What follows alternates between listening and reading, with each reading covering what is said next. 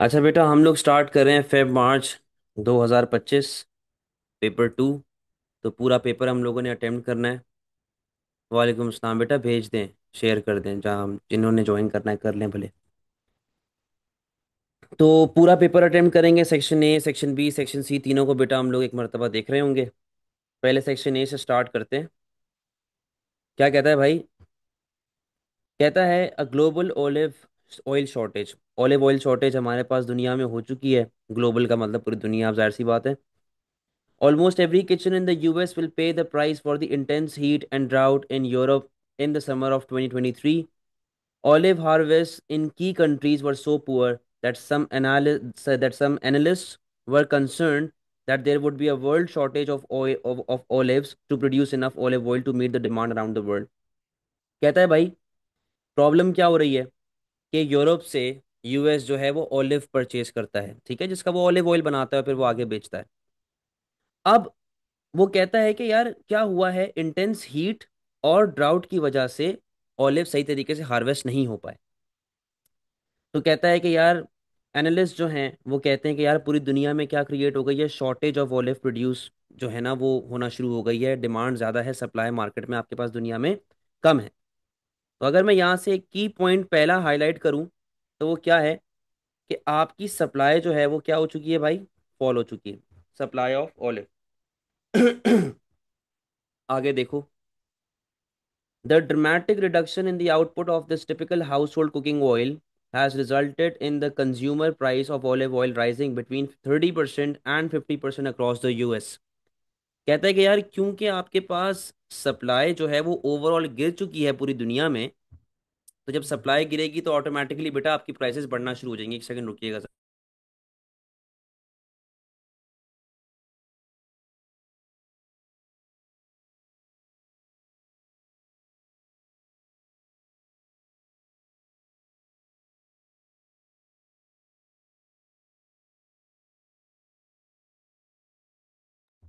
जी। तो कहता है पूरी दुनिया में यार जब सप्लाई ऑफ ऑलिव गिर गई ना, उसकी वजह से यूएस में खास तौर पे कितनी प्राइस आपकी इंक्रीज हुई है, बिटवीन 30% एंड 50%। सही है। At the same time the US dollar has fallen in value against Europe's main currency the euro, further adding to the price of increase of olive oil. दो reason यहाँ पे बता दिए price increase के। पहला reason क्या है कि आपकी सप्लाई फॉल हो गई। दूसरा रीजन क्या बता दिया, depreciation of USD, depreciation of US dollar. कि भाई यूएसडी जो है वो आपका गिर गया। यूएसडी गिरने की वजह से आपके पास वापस से महंगाई होना शुरू हो गई। और लॉजिकल सी बात है कि बेटा मैं यूरोप से ऑलिव्स को इंपोर्ट कर रहा हूँ, यूएस में बैठा हुआ हूँ और मैं यूरोप से ऑलिव्स को इंपोर्ट करूंगा। लॉजिकल सी बात है, अगर मैं यूरोप से इंपोर्ट कर रहा हूँ और करेंसी की वैल्यू मेरी गिर रही है तो डेप्रिसिएशन की वजह से अफेक्ट तो पड़ेगा ना। अगर एक चीज को और डिटेल में समझा जाए तो वो ये है कि ऑलिव हर खाने में तक एक तरीके से इस्तेमाल कर सकते हैं आप। ठीक है, तो olive is a form of raw material. Plus आप ऑलिव से ऑलिव ऑयल निकालते हो, तो ऑलिव नहीं होगा तो ऑलिव ऑयल कैसे बनेगा भाई? तो ऑलिव ऑयल का रॉ मटेरियल क्या है? ऑलिव। सही है, तो it is a form of raw material जिसकी डिमांड एक तरीके से इन इलास्टिक है। तो यहाँ पे मैं लिख लेता हूँ, इन इलास्टिक डिमांड। आगे देखो बेटा, आपके पास ये एक टेबल गिवन है। सही है, यहाँ पे यूएस डॉलर है यानी कि प्राइसेस गिवन है यहाँ पे। और यहाँ पे आपके पास वर्ल्ड प्राइस ऑफ ऑलिव बताई जा रही है, टाइम पीरियड आ गया यहाँ पे। अगर हम लोग कंटिन्यूसली एक ट्रेंड नोटिस करें तो वो ट्रेंड आपका कंटिन्यूसली बेटा अपवर्ड स्लोपिंग जा रहा है कि यूएस की प्राइसेस जो हैं वो ऑलिव्स की बढ़ती ही जा रही हैं कंटिन्यूसली। आगे क्या कह रहा है? In Spain olive production was forecast to be down by about 50% in 2023, which would make it the lowest since 2008। 2008 से लेके अब तक की सबसे बुरी प्रोडक्शन हो रही है ऑलिव की। तकरीबन भी 50% से आपकी सप्लाई ऑफ ऑलिव गिरी है, प्रोडक्शन ऑफ ऑलिव गिरी है। The wide-scale drought conditions across southern European and other Mediterranean countries significantly impacted on the global supply of olives, since about 80% of global output comes from these regions। ये जो drought आया है, खुश्क साली आई है, जो कहाँ पे आई है? साउदर्न यूरोपियन कंट्रीज में और मेडिटेरेनियन कंट्रीज में। कह रहे हैं इसकी वजह से पूरी सप्लाई ऑफ ऑलिव का बेड़ा गर्क हो चुका है। क्योंकि दुनिया की 80% प्रोड्यूस कौन बनाता है ऑलिव की? यही कंट्रीज बनाती हैं, मेडिटेरेनियन कंट्रीज और साउदर्न यूरोपियन कंट्रीज। सही है। अच्छा, अब आपके पास एक और बार चार्ट आ चुका है। European union production of olive oil 2017 से लेके 2023 तक। यहाँ पे प्रोडक्शन ये दी हुई है कि भाई 2100 टन बना है, 2200 टन बना है। और ये आपके पास साल गिवन है, किस साल में कितना बन रहा है। कहता है जी, European union EU production of olive oil 2017-2023, ठीक है। Restaurants and commercial kitchens are desperately trying to find a solution to the olive oil shortage, but alternatives are scarce too. Sunflower oil is a top choice. Sunflower oil is a top choice for an olive oil replacement, but the conflict in Ukraine, which is the biggest producer of sunflower oil, has made this substitute increasingly difficult to access. कहता है कि sunflower oil को आप as an oil replacement use कर सकते हैं for olive oil. कहने का मकसद क्या है कि एक तरीके से क्या है इसका substitute, substitute to olive oil. ये सनफ्लावर ऑयल आप सब्स्टिट्यूट के तौर पे इस्तेमाल कर सकते हैं, बट द प्रॉब्लम इज क्या हो रहा है? कॉन्फ्लिक्ट इन यूक्रेन, यूक्रेन का फड्डा, which is the biggest producer of sunflower oil. वहां पर जो वॉर चल रही है, जंग चल रही है, उसकी वजह से बेटा it is difficult for you to access Ukraine for sunflower oil. एक तरीके से यहां पर भी सप्लाई के मसले आ रहे हैं। Previously the US would look to other countries for olive oil, but supply chains have been severely disrupted. Olive oil does not store very well as its quality deteriorates over time, so increasing stocks does not solve the problem. Beta, olive oil cannot be stored for a longer period of time. Perishability का concept आ रहा है। यहाँ पे देखो क्या लिखा हुआ है कि यार इसको लंबे अरसे तक आप स्टोर नहीं कर सकते। तो मैं यहाँ पे एक तरीके से इस चीज को आइडेंटिफाई कर सकता हूँ कि आपकी सप्लाई कैसी है। आपकी सप्लाई कैसी है बेटा? In elastic supply. क्या सप्लाई चल रही है आपकी? इन इलास्टिक सप्लाई चल रही है। अच्छा, और एक और बात को जरा समझो। कहता है कि you can not store it for a longer period of time. तो मैं ये भी कह सकता हूं कि यार यहां पर आप ऑलिव ऑयल को बफर भी नहीं कर सकते। आप बफर स्टॉक नहीं कर सकते। समझे बात को? आप बेटा बफर स्टॉक भी नहीं कर सकते। वालेकुम सलाम। आप बफर स्टॉक नहीं कर सकते क्योंकि उसकी क्वालिटी खराब होना शुरू हो जाएगी। It is perhaps unsurprising that analysts are recommending investment into new methods of storage that will preserve the quality of the olive oil. This would allow stocks to increase after good harvest to help stabilize prices during future periods of poor harvest. क्या कह रहा है? वालेकुम अस्सलाम। कहता है भाई कि आप लोग क्या करो, आप लोग क्या करो, आप लोग ये करो कि भाई आप लोग टेक्नोलॉजी पे फोकस करो।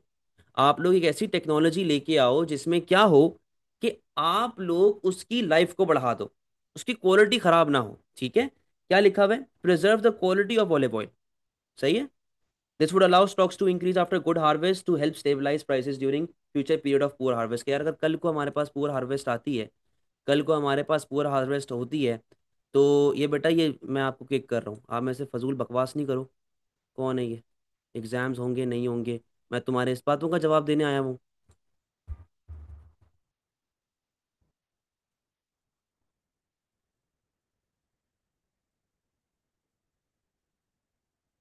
मुझसे फजूल बातें ना पूछें। मैं जिस काम के लिए बैठा हुआ हूँ ना, मुझसे वो काम करवाएं। एग्जाम्स होंगे नहीं होंगे। क्या होगा कि आप लोग जो हैं, कल को अगर पुअर हार्वेस्ट होती है, तो पुअर हार्वेस्ट से बचने के लिए आप ऐसी टेक्निक्स लेके आओ, ऐसी टेक्निक्स लेके आओ कि कल को आपकी क्वालिटी खराब ना हो। ठीक है? ये आपका डेटा रिस्पॉन्स था पूरा, सेक्शन ए। इससे रिलेटेड आप जरा क्वेश्चंस को देख लेते हैं। कहता है जी, using figure 1.1, using figure 1.1, calculate the percentage change in the world price of olive oil between May 2022 and January 2023। कहता है जी, मई 2022 से लेके जनवरी 2023 तक मुझे परसेंटेज चेंज इन प्राइस निकाल के बता दो जो ओलिव्स के ऊपर हो रही है। बेटा परसेंटेज चेंज कैसे निकालते हैं आप? New minus old over old multiply by 100। ठीक है? ये आपका फॉर्मूला है new minus old over old multiply by 100। Figure 1.1 के ऊपर आओ। ये देखो बेटा, यहां से लेके यहां तक मांग रहा है, ठीक है। मई 2022 से लेके जनवरी 2023 तक मांग रहा है। KG percentage change in price मुझे बता दें। यहां पर देखो तकरीबन कितनी प्राइस आ रही है, ये अराउंड कुछ 4100 आ रही है, सही है। और अगर मैं यहां से प्राइस लेके चलूं तो अराउंड कुछ 59 5800 के करीब ये वाली प्राइस भी आ रही है। तो ये कितनी आ रही है भाई, अराउंड 5900 ऑलमोस्ट, ठीक है। तो क्या चलेगा भाई, new minus old upon old multiply by 100। क्या आंसर आ जाएगा बेटा आपके पास, 43.8%, 9%, ऐसा कुछ आंसर आ जाएगा।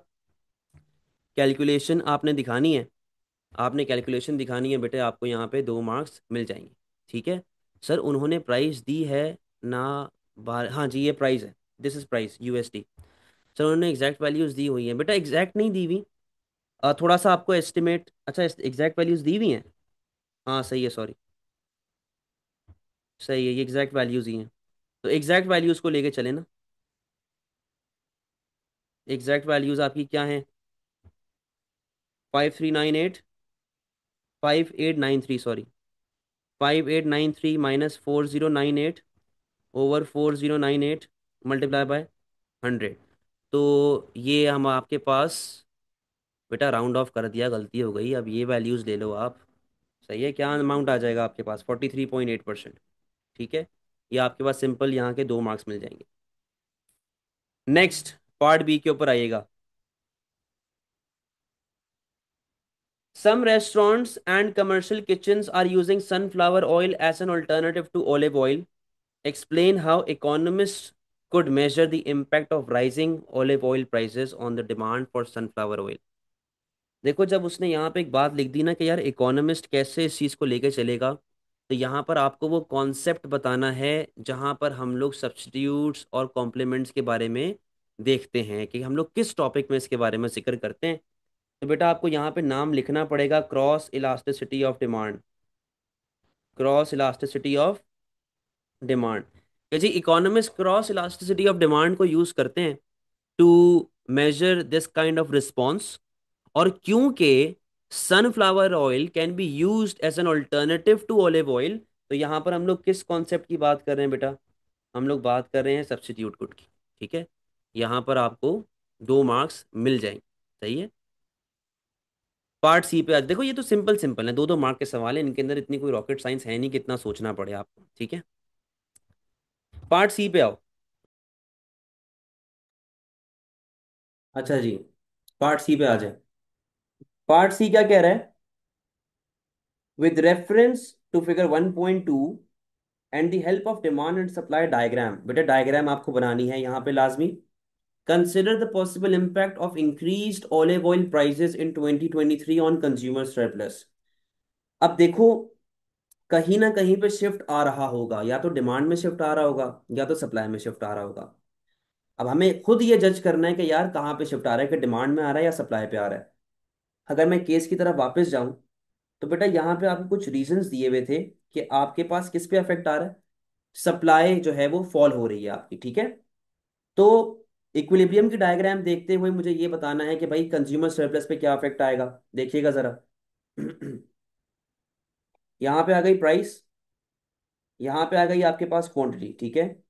ये डिमांड आ रही है, ये आपके पास सप्लाई आ रही है। सप्लाई, डिमांड, इक्विलिब्रियम ई, इक्विलिब्रियम क्वांटिटी क्यू, और बेटा इक्विलिब्रियम प्राइसेस, सही है। यहाँ पे जरा पॉइंट ए लिख दो। तो बेटा इनिशियल कंज्यूमर सरप्लस आपके पास क्या आ रहा है, पी, ए और ई, ठीक है। पी, ए और ई आपका इनिशियल कंज्यूमर सरप्लस आ रहा है। अब किसकी वजह से अफेक्ट आया बेटा, आपकी सप्लाई फॉल हो गई है। जब सप्लाई फॉल होगी तो वो किस तरफ शिफ्ट करेगा, वो ऐसा पीछे की तरफ शिफ्ट मारेगा, from S to S1, equilibrium E से E1। बेटा ये इक्विलिब्रियम क्वांटिटी आ गई और ये इक्विलिब्रियम प्राइसेस आ गई। ये आ गई आपके पास P1, इक्विलिब्रियम क्वांटिटी Q1। तो अब क्या कंज्यूमर सरप्लस चल रहा है बेटा आपका, अब ये ट्राइंगल कंज्यूमर सरप्लस चल रहा है। तो अब न्यू कंज्यूमर सरप्लस आ गया P1, ए और E1, ठीक है। तो ये तो हो गई आपकी डायग्राम वाली game.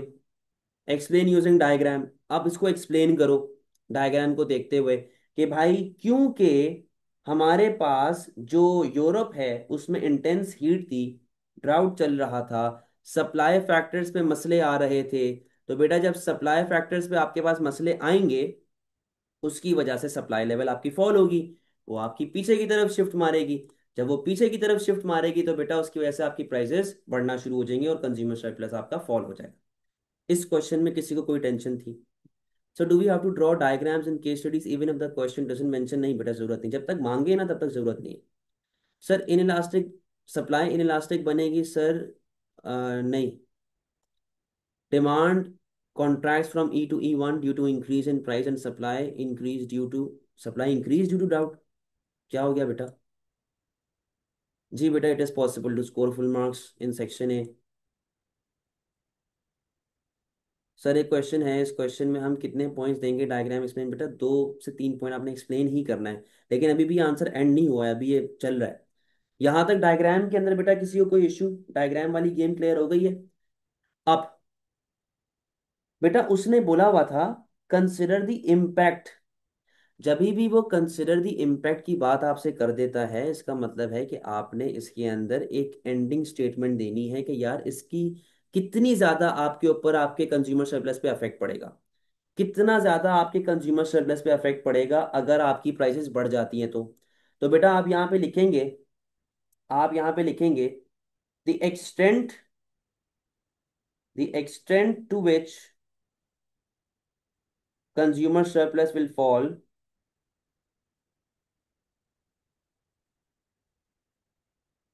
Will depend upon will depend upon PD, बस। ठीक है, ये आपने बताना है अपनी एंडिंग स्टेटमेंट। सही है बेटा? इसके देखो, ये 2 और 4 मार्क के सवाल में क्या मार्क्स डिवीजन आप करेंगे? सही है, डन हो गया बेटा। क्लियर है? अगर डिवीजन 2 मार्क डायग्राम के, 2 मार्क आपके एक्सप्लेनेशन के हैं, बस इस तरीके से डिवाइड हो रही है। सर एक्सप्लेन डायग्राम को करना है जी, और ये बताना है कि कंज्यूमर सरप्लस आपका, कंज्यूमर सरप्लस पे क्या इंपैक्ट आएगा। जैसे यहाँ पे कंज्यूमर सरप्लस फॉल हो रहा है, तो वो इम्पैक्ट आपने बताना है। तो सर जब ये इम्पैक्ट लिखा हो या टू एक्सटेंट लिखा हुआ हो, तब एंडिंग स्टेटमेंट आप पीडी के ऊपर ही देंगे। सर इसमें हम दो दो पैरा बनाकर लिखेंगे, कह सकते, मर्जी है, साथ भी लिख सकते हो, कोई टेंशन नहीं। हाँ जी। स्टार्टिंग में डायग्राम में इसमें क्यों बना रहा हूँ? क्योंकि उसने बोला एक्सप्लेन यूजिंग डायग्राम। तो जब वो डेटा रिस्पॉन्स में ऐसा लिख देना एक्सप्लेन यूजिंग डायग्राम, तो आप डायग्राम से आंसर स्टार्ट कर सकते हैं। नहीं बेटा, जरूरत नहीं है। टू वॉट एक्सटेंट वाले क्वेश्चन को किस तरह टैकल करें बेटा? टू वॉट एक्सटेंट वाले क्वेश्चन को आप डायरेक्टली उससे बात कर लें, फिर एंड में बोलें the extent depends upon price elasticity of demand. सही है सर? 4 मार्क्स में इवैल्यूएशन तो नहीं होती बेटा, डिपेंड करता है क्वेश्चन के ऊपर। लेकिन यूजुअली डेटा रिस्पॉन्स में जो 4 मार्क का सवाल आता है, उसमें आपको एक्सटेंट वाली बात करनी ही पड़ती है। ठीक है, उसमें आपको एक्सटेंट वाली बात बेटा करनी ही पड़ती है।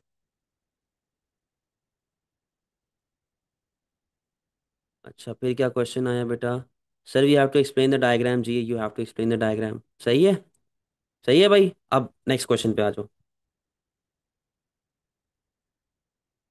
बेटा नोटबुक्स वगैरह आपके पास होनी चाहिए, मैं हर चीज़ लिखूंगा नहीं, तो आप लोग खुद भी अपने पॉइंटर्स बनाते रहो। Assess the likely impact of increasing stocks of olive oil in the on the price and quantity of olive oil traded in the future। कहता है कि यार अगर मैं ऑलिव ऑयल के स्टॉक अपने पास बनाना शुरू कर दूं, तो उससे फ्यूचर में ऑलिव ऑयल की प्राइस पे और ऑलिव ऑयल की क्वांटिटी ट्रेडेड के ऊपर क्या इफेक्ट आएगा। सही है? अब बेटा जरा बात सुनो। जैसे कि उसने हमें केस में बताया हुआ था कि यार अगर आप ऑलिव ऑयल को स्टोर करने गए तो आपकी क्वालिटी खराब हो जाएगी। सही है? आप ऐसा कुछ काम करने जा रहे हैं जिससे क्वालिटी आपकी मेंटेन रहे, तो अगर तो बेटा आप उसको स्टोर करने में, उसको सेव करने में कामयाब हो जाते हो, तो इन फ्यूचर आपकी सप्लाई जो है ना, इन फ्यूचर आपकी सप्लाई जो है वो बढ़ जाएगी। ठीक है, आपकी सप्लाई जो है वो बढ़ जाएगी। अच्छा, फिर जब सप्लाई आपकी बढ़ती है तो बेटा आपकी प्राइसेस के ऊपर क्या इफेक्ट आता है? आपकी प्राइस लेवल फॉल हो जाती है। सही है? ओवरऑल आपकी इक्विलिब्रियम क्वांटिटी के ऊपर भी क्या इफेक्ट आएगा? क्वांटिटी आपकी बढ़ जाएगी। इसमें डायग्राम बनाने की जरूरत वैसे तो नहीं है, अगर आप बनाना चाहते हैं तो आप बना सकते हैं।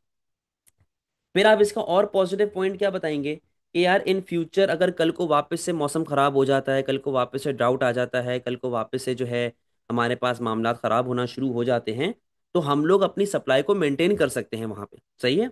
तो इन फ्यूचर हम लोग जो है वो टैकल कर सकते हैं नेचुरल डिजास्टर को, टैकल नेचुरल डिजास्टर। ठीक है। हाउएवर, हाउएवर नेगेटिव्स के ऊपर आ जाए।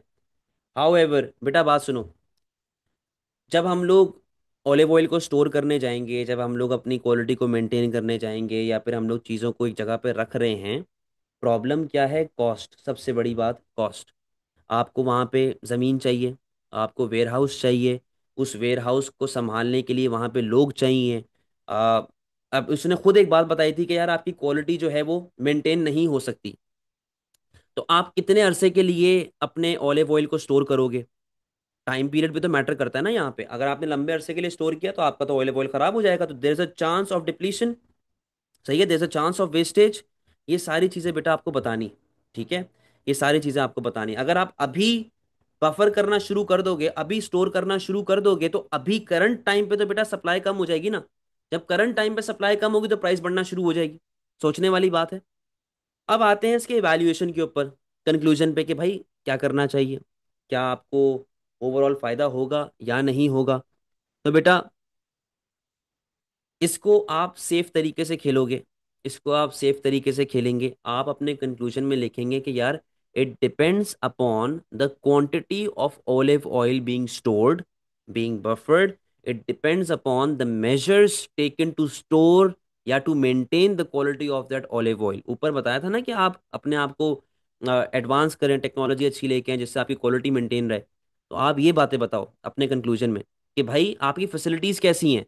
It depends upon the facilities. भाई अगर सोचो जरा एक चीज को, मैंने मैंने जो है 100 किलो ऑलिव ऑयल बनाया, 50 मैंने रख लिया फ्यूचर के लिए, 50 मैंने रख लिया अभी के लिए। ठीक है। मैंने कहा जी फ्यूचर में अपना 50 किलो ऑलिव ऑयल मैं यूज करूंगा, लेकिन मेरी क्वालिटी आगे जाके खराब हो गई, मेरे पास मेंटेन करने की चीजें नहीं है, मेरे पास जो है वो फैसिलिटी अच्छी नहीं है, तो बेटा आगे जाके तो वो खराब हो गया ना ऑयल। और अभी के टाइम भी तो मैंने मार्केट में कम सप्लाई फेंकी है ना ऑयल की, तो अभी भी सप्लाई कम है, अभी भी प्राइसेस बढ़ेंगी। आगे जाके जो मैंने बफर किया हुआ था वो माल तो पूरा खराब हो जाएगा, उस टाइम पे भी प्राइसेस बढ़ेंगी। तो it depends upon the quantity कि आप कितना स्टोर कर रहे हैं। It depends upon how you are going to maintain the quality of your product. समझ गए बात को? बेटा देखो, मैंने शुरू में कहा था कि बीच बीच में मैसेजेस मत करना, जब मैं रुकूं तब मैसेज करना, मैं डिस्ट्रैक्ट हो जाता हूँ, मैं चीज़ें भूल जाता हूँ। ठीक है। आप ज़रा ख्याल रखना इस चीज़ का। ये कह सकते हैं कि सप्लाई इलास्टिक हो जाएगी, इन ये पॉजिटिव में आ जाएगा, ये पॉजिटिव साइड में आ जाएगा। सर वो तो पेरिशेबल गुड है, तो सप्लाई तो शॉर्ट रन में इंक्रीज होगी ना। कैसे इंक्रीज होगी भाई?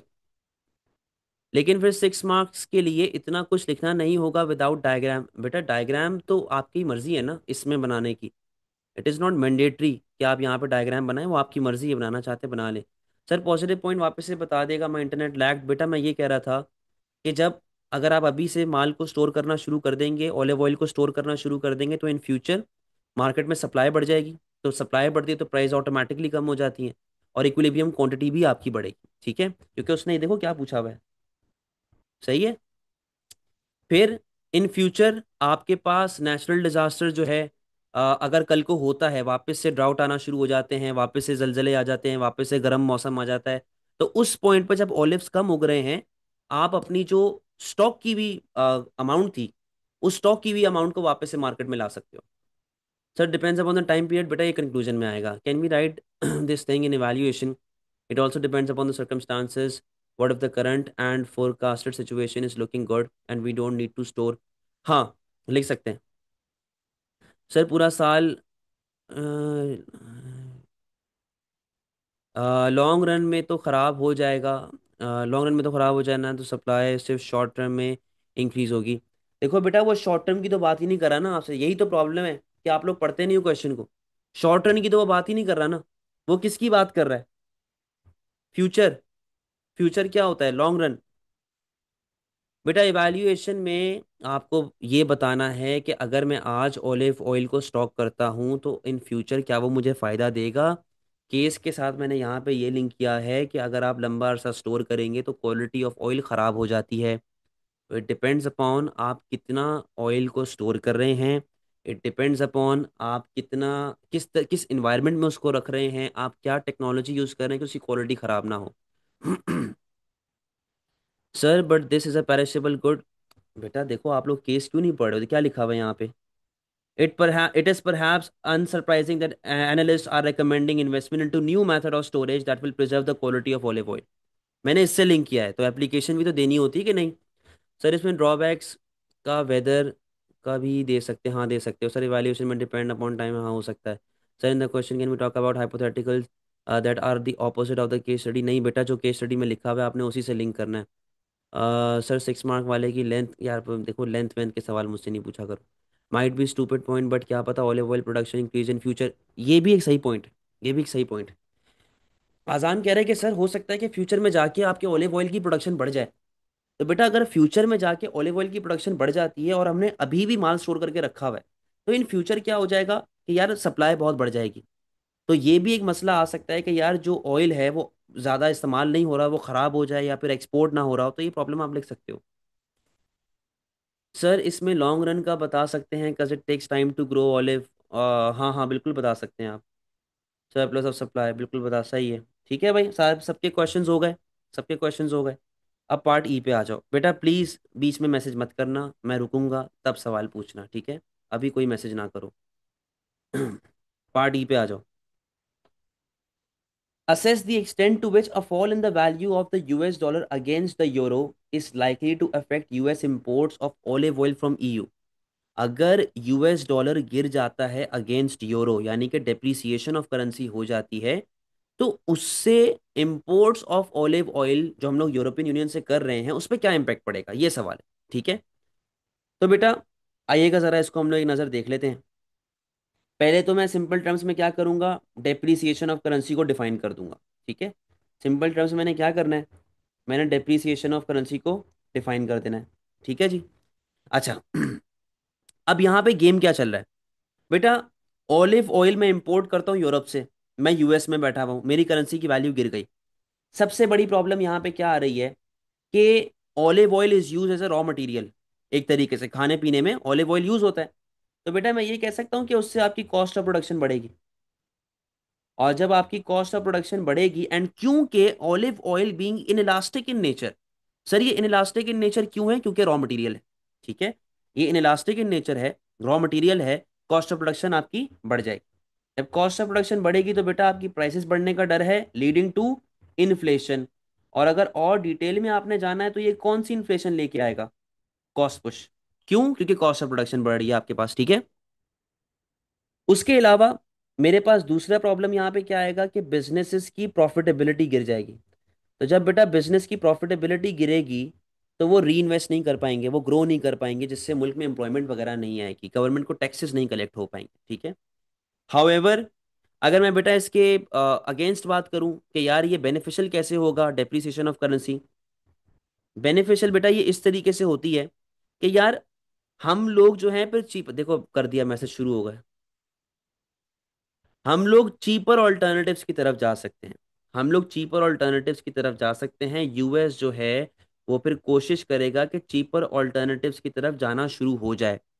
दूसरी बात, हम लोग अपने अपने ही प्रोड्यूसर्स को हम लोग इतना काबिल करेंगे कि हमें यूरोप पे डिपेंडेंट ही ना होना पड़े।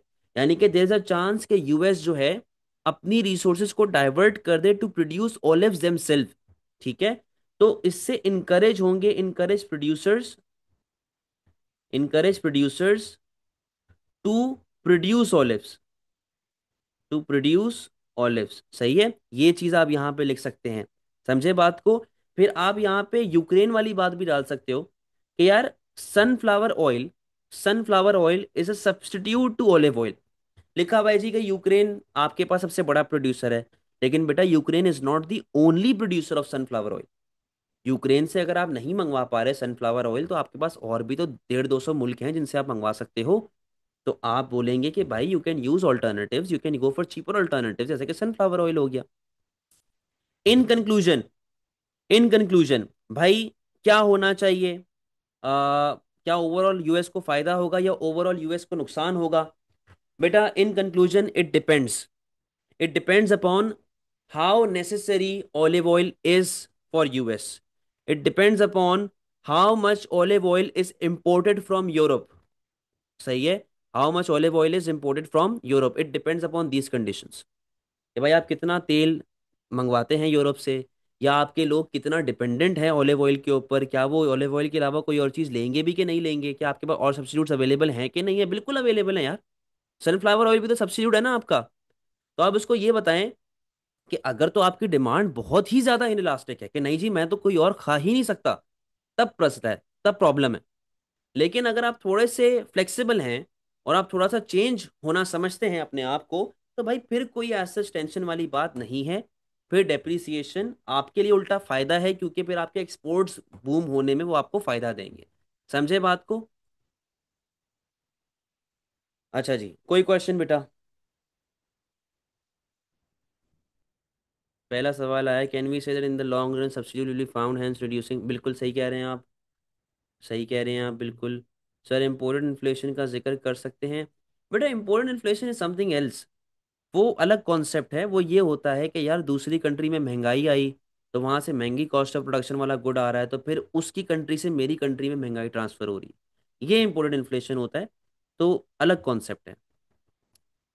सर मुझे आपके पॉइंट्स समझे, पर वो तो इम्पोर्ट पे इम्पैक्ट पूछ रहा है, इनकी इम्पोर्ट बढ़ेगी कि नहीं।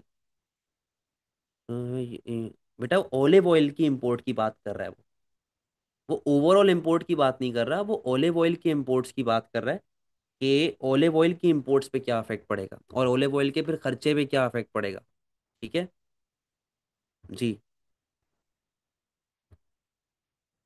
कैन वी राइट दैट हम अपने ही प्रोड्यूसर को इतना केपेबल कर दें कि we don't need to depend on Europe and further more in the long run there is a chance कि यूएसए कैन गेन कंपेयर। बिल्कुल लिख सकते हो आप, सही वही वाली बात मैंने बताई भी थी आप।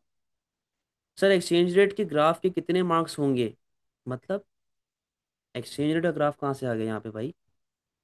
Can you please explain the question. Mauzam बेटा वो ये कह रहा है कि अगर आपकी कंट्री में डेप्रिसिएशन ऑफ करेंसी होती है, तो आपकी इंपोर्ट ऑफ ऑलिव ऑयल पे क्या अफेक्ट आएगा। अब देखो सारे पॉइंटर्स वही हैं कि it is raw material, it is in elastic in nature और ये सारी बातें। तो सर इसमें हम टीओटी टर्म्स ऑफ ट्रेड की बात कर लें, वैल्यूएशन दे सकते हैं। बेटा बहुत ना इनडायरेक्ट लिंक बन जाएगा, ज़रूरत नहीं होती। सीधी चीज़ जब एक हम लोग कर सकते हैं तो फिर हम क्यों टर्म्स ऑफ ट्रेड के अंदर जाएं।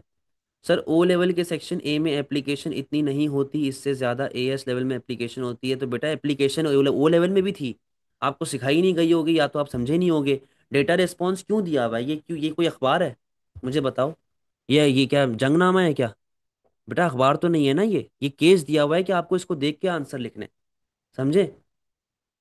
सर कॉस्ट ऑफ प्रोडक्शन वाला पॉइंट जहीर बेटा, olive oil is used in food, cooking oil के तौर पे इस्तेमाल होता है। तो बेटा जब तक आप ऑयल इस्तेमाल नहीं करेंगे तो आप कुकिंग कैसे करेंगे। तो जो ऑलिव ऑयल है is a raw material to to cook food ना। तो रॉ मटेरियल है, हमें चाहिए ही चाहिए। आई हैव टू पे more for the same amount of olive oil I import. सही है ना। मुझे महंगा पड़ेगा तो कॉस्ट ऑफ प्रोडक्शन बिजनेस की बढ़ जाएगी, खास तौर पर रेस्टोरेंट्स की। सर डेप्रिसिएशन में लॉन्ग रन इफेक्ट बताना होगा या शॉर्ट रन। बेटा अब ये तो आपको केस देख के पता चलेगा। इस केस में ऑलिव ऑयल की बात हो रही है जो कि एक रॉ मटेरियल है, तो फिर आपको इन इलास्टिक के साथ लिंक करना पड़ेगा।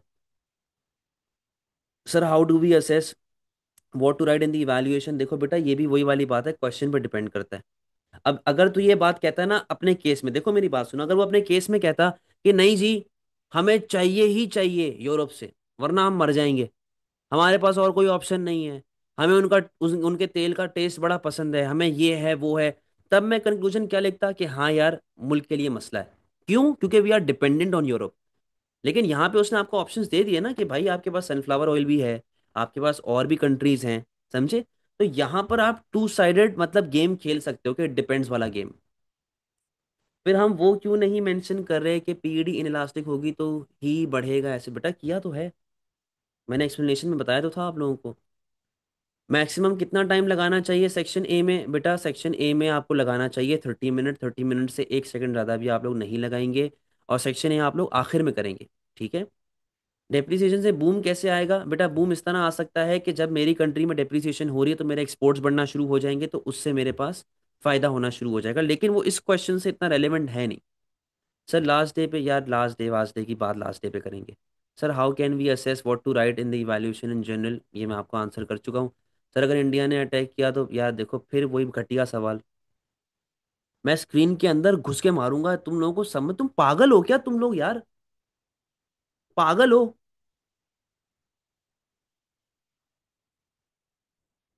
सर मुझे समझा ही नहीं, हम डायरेक्ट ऑलिव्स को इंपोर्ट इंक्रीज होगा या डिक्रीज ये क्यों नहीं बोल रहे बेटा, ये तो जजमेंट में आपको बताना है ना, ये जजमेंट में आपको बताना है। ओवरऑल तो आप लोगों को बेनिफिट्स एंड ड्रॉबैक्स बताना है ना उस चीज के। जजमेंट में आपको ये बात बतानी है कि ओवरऑल आपकी इंपोर्ट्स ऑफ ऑलिव बढ़ेंगी या कम होंगी। मैंने कहा जी डिपेंड करता है कि मैं कितना डिपेंडेंट हूँ, समझी। Sir olive oil in elastic है एज फर्दर वी रेड, तो हमें पता चल रहा है। सो ऊपर जो डायग्राम बनी है उसमें डिमांड इन इलास्टिक नहीं, जरूरत नहीं है, जरूरत नहीं है। तो can we say that due to high prices consumers will reduce their buying, that reduces producer profit, जी बिल्कुल कह सकते हैं। सर पर ओ लेवल, यार अब ओ लेवल की बात क्यों कर रहे हो मुझसे भाई। सेक्शन ए आखिर में क्वेश्चन करेंगे, एज केस पढ़ना नहीं बेटा। देखो मैं सेक्शन ए आखिर में क्यों बोलता हूँ, उसके पीछे वजह ये है कि देखें सेक्शन ए में आपके पास कम से कम डेटा रिस्पॉन्स तो होता है ना, जिससे आप अपने आंसर्स को क्या कहते हैं मैच कर सकते हो, देख सकते हो। सेक्शन बी और सी में मसला ये होता है कि आपका ना फ्रेश माइंड होना चाहिए। आप उसके अंदर जो है वो कोई केस तो होता नहीं है, आपको अपनी मेमोरी से सारे आंसर लिखने होते हैं। जब आप जाते हो ना एग्जाम में, आप फ्रेश होते हो, जब फ्रेश होते हो तभी सेक्शन बी और सी कर लिया करो। सर अगर सेक्शन ए में हाई स्कोर ले सकते हैं तो स्टार्ट में क्यों नहीं, रीजन मैंने आपको बता दिया क्यों करना चाहिए। In short and PD might be still increase as a result they will be cost, हाँ बिल्कुल सही है। Sir for long question is it preferable to write real life, हाँ लिख सकते हैं बेटा। Sir can I write answer of section A like from E to A, मतलब आप उल्टा जाने की बात कर रहे हो कि पहले ई कर लूँ फिर डी कर लूँ फिर इस तरह। बेटा सेंस नहीं बनती इस बात की, करना कर सकते हैं कोई ऐसी मसला नहीं है, लेकिन सेंस नहीं बनता। सर सेक्शन बी एंड सी में कभी केस से तो नहीं लिंक होता ना बेटा, केस से लिंक नहीं होता, बट जो क्वेश्चन दिया हुआ होता है वो क्वेश्चन से आपको लिंक करना पड़ता है। टाइम डिवीजन वापस से बता दें बेटा, 45 minute for section B, 45 minute for section C, and half an hour 30 minutes for section A. ठीक है भाई, खत्म। आगे बढ़ जाओ आप सेक्शन बी पे, चलें आते हैं सेक्शन बी के ऊपर। तो should be attempt paper do syllabus, अब तो अटेम्प्ट करें ना पेपर बेटा। चलो सेक्शन बी पे आ जाओ। बस अब, बस अब खामोश हो जाए सारे। जब मैं रुकूंगा, बीच में कोई कुछ नहीं बोलेगा, जब मैं रुकूंगा आपने तब बात करनी है। क्या कह रहा है, with the help of a production possibility curve diagram explain the terms scarcity and choice. ठीक है, कहता है जी डायग्राम के हिसाब से मुझे बताओ, यूजिंग डायग्राम। जब उसने बोल दिया ना एक्सप्लेन यूजिंग डायग्राम, तो डायग्राम किस में चली जाएगी, नॉलेज पार्ट में, AO1। कहता है जी explain using with the help of diagram PPC the term scarcity and choice, scarcity बताना है, चॉइस बताना है, चॉइस मानी opportunity cost, and consider the extent to which every choice has an equal opportunity cost. और कहता है ये बताओ जरा एक्सटेंट बताओ कि क्या हर चॉइस जो होती है उसकी इक्वल अपॉर्चुनिटी कॉस्ट होती है। आप सवाल को जरा समझो, इधर आओ बेटा। AO1 नॉलेज एंड अंडरस्टैंडिंग कितने मार्क, 3 मार्क। उसने बोला जी मुझे बता दो कि चॉइस क्या है और वो स्कार्सिटी क्या है। आपने सबसे पहले PPC डिफाइन किया, आपने डायग्राम बनाई, और आप एक ऐसी डायग्राम बनाएंगे जिसमें एक्चुअल, पोटेंशियल और अनअटेनेबल तीनों पॉइंट दिख रहे होंगे आपको। सही है, आपने स्कार्सिटी को डिफाइन किया, आपने अपॉर्चुनिटी कॉस्ट को डिफाइन किया, बेटा यहाँ पे 3 मार्क मिल गए आपको। अब आप इसके अंदर और किताब की पूरे पूरे पेज भर के आ जाओ, आपको 3 मार्क से ऊपर नहीं मिलेंगे। सही है, आगे सुनो। एप्लीकेशन एंड एनालिसिस, उसने आपसे पूछा हुआ था कि यार मुझे ये बताओ क्या हमेशा इक्वल अपॉर्चुनिटी कॉस्ट होगी आपकी। सही है, अब देखो बेटा मुझे इक्वल यानी कि कांस्टेंट और इंक्रीजिंग अपॉर्चुनिटी कॉस्ट में डिफरेंस बताना है, उसको एक्सप्लेन करना है। अच्छा अब ये देखो, यहाँ पे मैंने बताया जी equal opportunity cost, constant opportunity cost क्या होता है, रेशोज हमेशा 1:1 होते हैं, बराबर गेम चल रहा होता है। यहाँ पर मैं आया, मैंने कहा जी increasing opportunity cost, increasing opportunity cost क्या होती है, इमोबिलिटी ऑफ रिसोर्स की वजह से, स्पेशलाइजेशन की वजह से। एक्सप्लेन आपने दोनों करने हैं, बट डायग्राम इन दोनों में से कोई एक बनानी है। ठीक है, डायग्राम इन दोनों में से आप कोई एक बनाओ के। सही है, ये डायग्राम तो आप बनाएंगे ही बनाएंगे, इन दोनों में से कोई एक डायग्राम आपने बनानी है। मेरी अपनी पर्सनल रिकमेंडेशन होती है कि ये डायग्राम बना लो, इजी टू एक्सप्लेन है। ठीक है, अब कंक्लूजन किस बेसिस पे जाएगा? उसने पूछा था कि भाई क्या हमेशा इक्वल अपॉर्चुनिटी कॉस्ट आएगी? हमेशा इक्वल अपॉर्चुनिटी कॉस्ट नहीं होती। हमेशा इक्वल अपॉर्चुनिटी कॉस्ट नहीं होती। यहां पे देखो जरा, whether each choice has the same opportunity cost depends upon the shape of PPC. अगर तो बिल्कुल स्ट्रेट लीनियर लाइन आ रही है तो बेटा इक्वल अपॉर्चुनिटी कॉस्ट है। अगर पेट बाहर निकला हुआ है तो इंक्रीजिंग अपॉर्चुनिटी कॉस्ट है। सही है। In conclusion opportunity cost is not always equal. It depends on how resources are used and the shape of production possibility curve. ये आपकी 2 मार्क की इवैल्यूएशन थी। बेटा कोई मसला इस सवाल में? कोई टेंशन है इस सवाल में?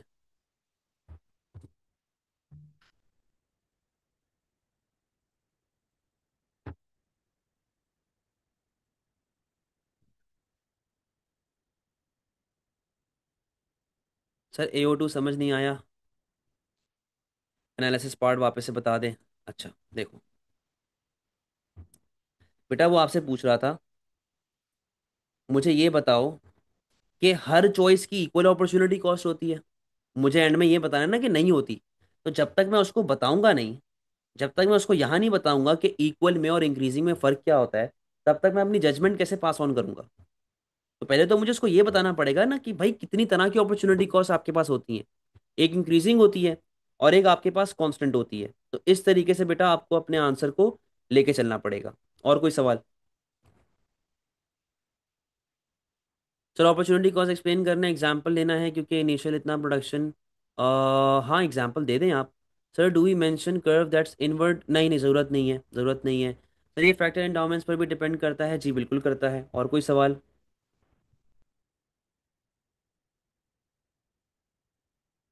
उमर 1 बज गया, नोट्स अभी तक नहीं आए भाई। In AO1 do we have to explain the diagram? जी आपको तो बेटा स्कार्सिटी यहीं से लिंक कर लो ना। सॉरी ये स्कार्सिटी है, इसको यहीं से लिंक कर लो। सही है। जब आप अपॉर्चुनिटी कॉस्ट एक्सप्लेन करने जाओगे तो अगर ये डायग्राम बनाओगे, ये देखो ना किस तरीके से रिसोर्सेज शेयर हो रही हैं between good X and good Y, तो उसको आप अपॉर्चुनिटी कॉस्ट के साथ लिंक कर लो। समझे? चले जी, next question part B. Assess whether the allocation of resources in a market economy is always beneficial. देखो ये बड़ा सिंपल सा क्वेश्चन है, बहुत ही सिंपल सा क्वेश्चन है। सर हम इसको इवैल्यूएशन में लेबर इमोबिलिटी से भी लिंक कर सकते हैं ना, जिसकी वजह से पीपीसी? हाँ जी कर सकते हैं। अच्छा, बहुत ही सिंपल सा क्वेश्चन है पार्ट बी। कहता है यार मार्केट इकोनॉमी बेस्ट है, मार्केट इकोनॉमी बेस्ट है, ये सवाल है उसका। आओ जरा, रिसोर्स को एलोकेट करने में। बेटा आपने फ्री मार्केट इकोनॉमी को डिफाइन किया क्योंकि नॉलेज के 2 मार्क्स हैं 8 मार्क के अंदर। आपने रिसोर्स एलोकेशन को डिफाइन किया, किस तरीके से रिसोर्सेज आपके डिस्ट्रीब्यूट हो रही होती हैं। अब एप्लीकेशन और एनालिसिस में बेटा आप बात करेंगे बेनिफिट्स की और आप बात करेंगे ड्रॉबैक्स की। मैंने बहुत ज़्यादा लिखे हुए, 5 5 6 6 लिखे हुए, आप 2 2 भी लिख दें, प्रॉपर तरीके से एक्सप्लेन कर दें, बहुत है। सर इसमें डायग्राम क्या बनेगी? डायग्राम आप चाहें तो मार्केट इक्विलिब्रियम बना के दिखा सकते हो। सही है। आप चाहें तो शिफ्ट करके दिखा सकते हैं, डिमांड और सप्लाई को मैकेनिज्म दिखा सकते हैं। बेनिफिट्स क्या क्या हो जाएंगे जी? एफिशिएंट एलोकेशन ऑफ रिसोर्स, क्योंकि डिमांड सप्लाई के हिसाब से काम चल रहा होता है। प्रोड्यूसर वो चीज़ प्रोड्यूस करते हैं जो सबसे ज़्यादा डिमांड में होती है, और प्रॉफिट से वो मोटिवेटेड होते हैं तो एफिशिएंटली काम करते हैं। कंज्यूमर चॉइस पे फोकस किया जाता है, उनकी प्रेफरेंस के ऊपर मामलात को देखा जाता है। इनोवेशन इन्वेंशन के मामलात आपके पास चल रहे हो, तो जिन बच्चों के पास नोट्स हैं मेरे, मैंने ग्रुप पे भी शेयर किए हुए हैं, वहाँ पे बहुत डिटेल में बेनिफिट्स एंड ड्रॉबैक्स लिखे हुए हैं। बेटा प्रॉफिट मिलेगा तो आप उससे इन्वेस्टमेंट करते हैं, मुल्क बिजनेसेस में री इन्वेस्ट करते हैं। FDI आपके पास आ रही होती है। मोनोपली पावर रिड्यूस होती है। देखो फ्री मार्केट में मोनोपली पावर रिड्यूस भी हो सकती है और मोनोपली पावर आ भी सकती है। सर रिड्यूस कैसे होगी? भाई जब कंपटीशन ज्यादा है तो एक फर्म पूरे का पूरा मार्केट शेयर खाएगी नहीं। तो जब एक फर्म पूरे का पूरा मार्केट शेयर नहीं खा रही तो मोनोपली पावर बन नहीं सकती। समझे बात को? तो ये आपके पास बेटा बेनिफिट्स हो गए हैं। आगे देखो, डिसएडवांटेजेस। डिसएडवांटेजेस के अंदर क्या मामला चल रहे हैं बेटा? Under provision of merit good and over production of demerit good, ये मामला तो आ गए। डीमेरिट ज्यादा बनता है, मेरिट गुड कम बनता है। एब्सेंस ऑफ पब्लिक गुड क्योंकि गवर्नमेंट नहीं है। नेगेटिव एक्सटर्नैलिटी होने का डर होता है। प्राइवेट सेक्टर मोनोपलीज बन सकती हैं। अब ये नहीं मुझसे कहना सर पीछे आपने लिखा जी मोनोपली नहीं बन सकती, यहाँ पे आप लिख रहे हैं मोनोपली बन सकती है। मैंने कहा दोनों केस हो सकते हैं। अब आपकी मर्जी है, आप यहाँ पे ड्रॉबैक में डाल दो मोनोपली को या वहां पे बेनिफिट में डाल दो। इनकम एंड वेल्थ इनइक्वालिटी, कि जी इनकम और वेल्थ के जो आपके पास बेटा मसले मसाइल चल रहे होते हैं, अमीर अमीर होता रहता है, गरीब गरीब होता रहता है। उसके बाद आपने देना है एक ऑल्टरनेटिव अप्रोच। सही है, ऑल्टरनेटिव अप्रोच मिक्स्ड इकोनॉमी, क्योंकि कंक्लूजन आपका उस बेसिस पे जाएगा। मिक्स्ड इकोनॉमी के बारे में बता दें। मिक्स्ड इकोनॉमी का एक एक एक बेनिफिट एक ड्रॉबैक इनफ है। ये आपने मामला बता दिए। अब बेटा कंक्लूजन पे आओ। मेरा कंक्लूजन किसके फेवर में जा रहा है? मिक्स्ड इकोनॉमी के। हर बार डिपेंड्स वाला केस नहीं होता। मेरा कंक्लूजन जा रहा है मिक्स्ड इकोनॉमी के फेवर में। क्या लिखा हुआ है जी? फ्री मार्केट डिजायरेबल नजर आता होगा, लेकिन उसकी वजह से फेयर आउटकम बेटा नहीं आते, इक्विटी, स्टेबिलिटी, सस्टेनेबिलिटी नहीं आती। लेकिन अगर मिक्स्ड इकोनॉमी की बात करें तो वो चेंज को अडेप्ट करता है। गवर्नमेंट भी होती है तो वो मामलात को देख रही होती है, सपोर्ट कर रही होती है। Long term goals like environmental protection, poverty reduction, universal education require वगैरह, ये सारी चीजें ये गवर्नमेंट देख रही होती है। तो जब मिक्स्ड इकोनॉमिक स्टेट की बात चल रही होती है बेटा, तो प्राइवेट इदारे का एम होता है अमीर लोगों को फोकस करना, और गवर्नमेंट का एम होता है सर्विस देना। Ultimately mixed ultimately mixed economic approach जो है वो मोर रियलिस्टिक है। और मैंने यहाँ पे देखो रियल लाइफ एग्जांपल भी दे दी कि भाई यूके, जर्मनी, सिंगापुर सब जगह पे ये फॉलो होता है। तो in conclusion, in my point of view, free market is not desirable, is not always desirable. Go for mixed economy. क्यों? क्योंकि वो ज्यादा बैलेंस्ड होता है, ज्यादा अफेक्टिव सिस्टम होता है, और ज्यादा फ्लेक्सिबिलिटी शो कर रहा होता है। कोई सवाल बेटा?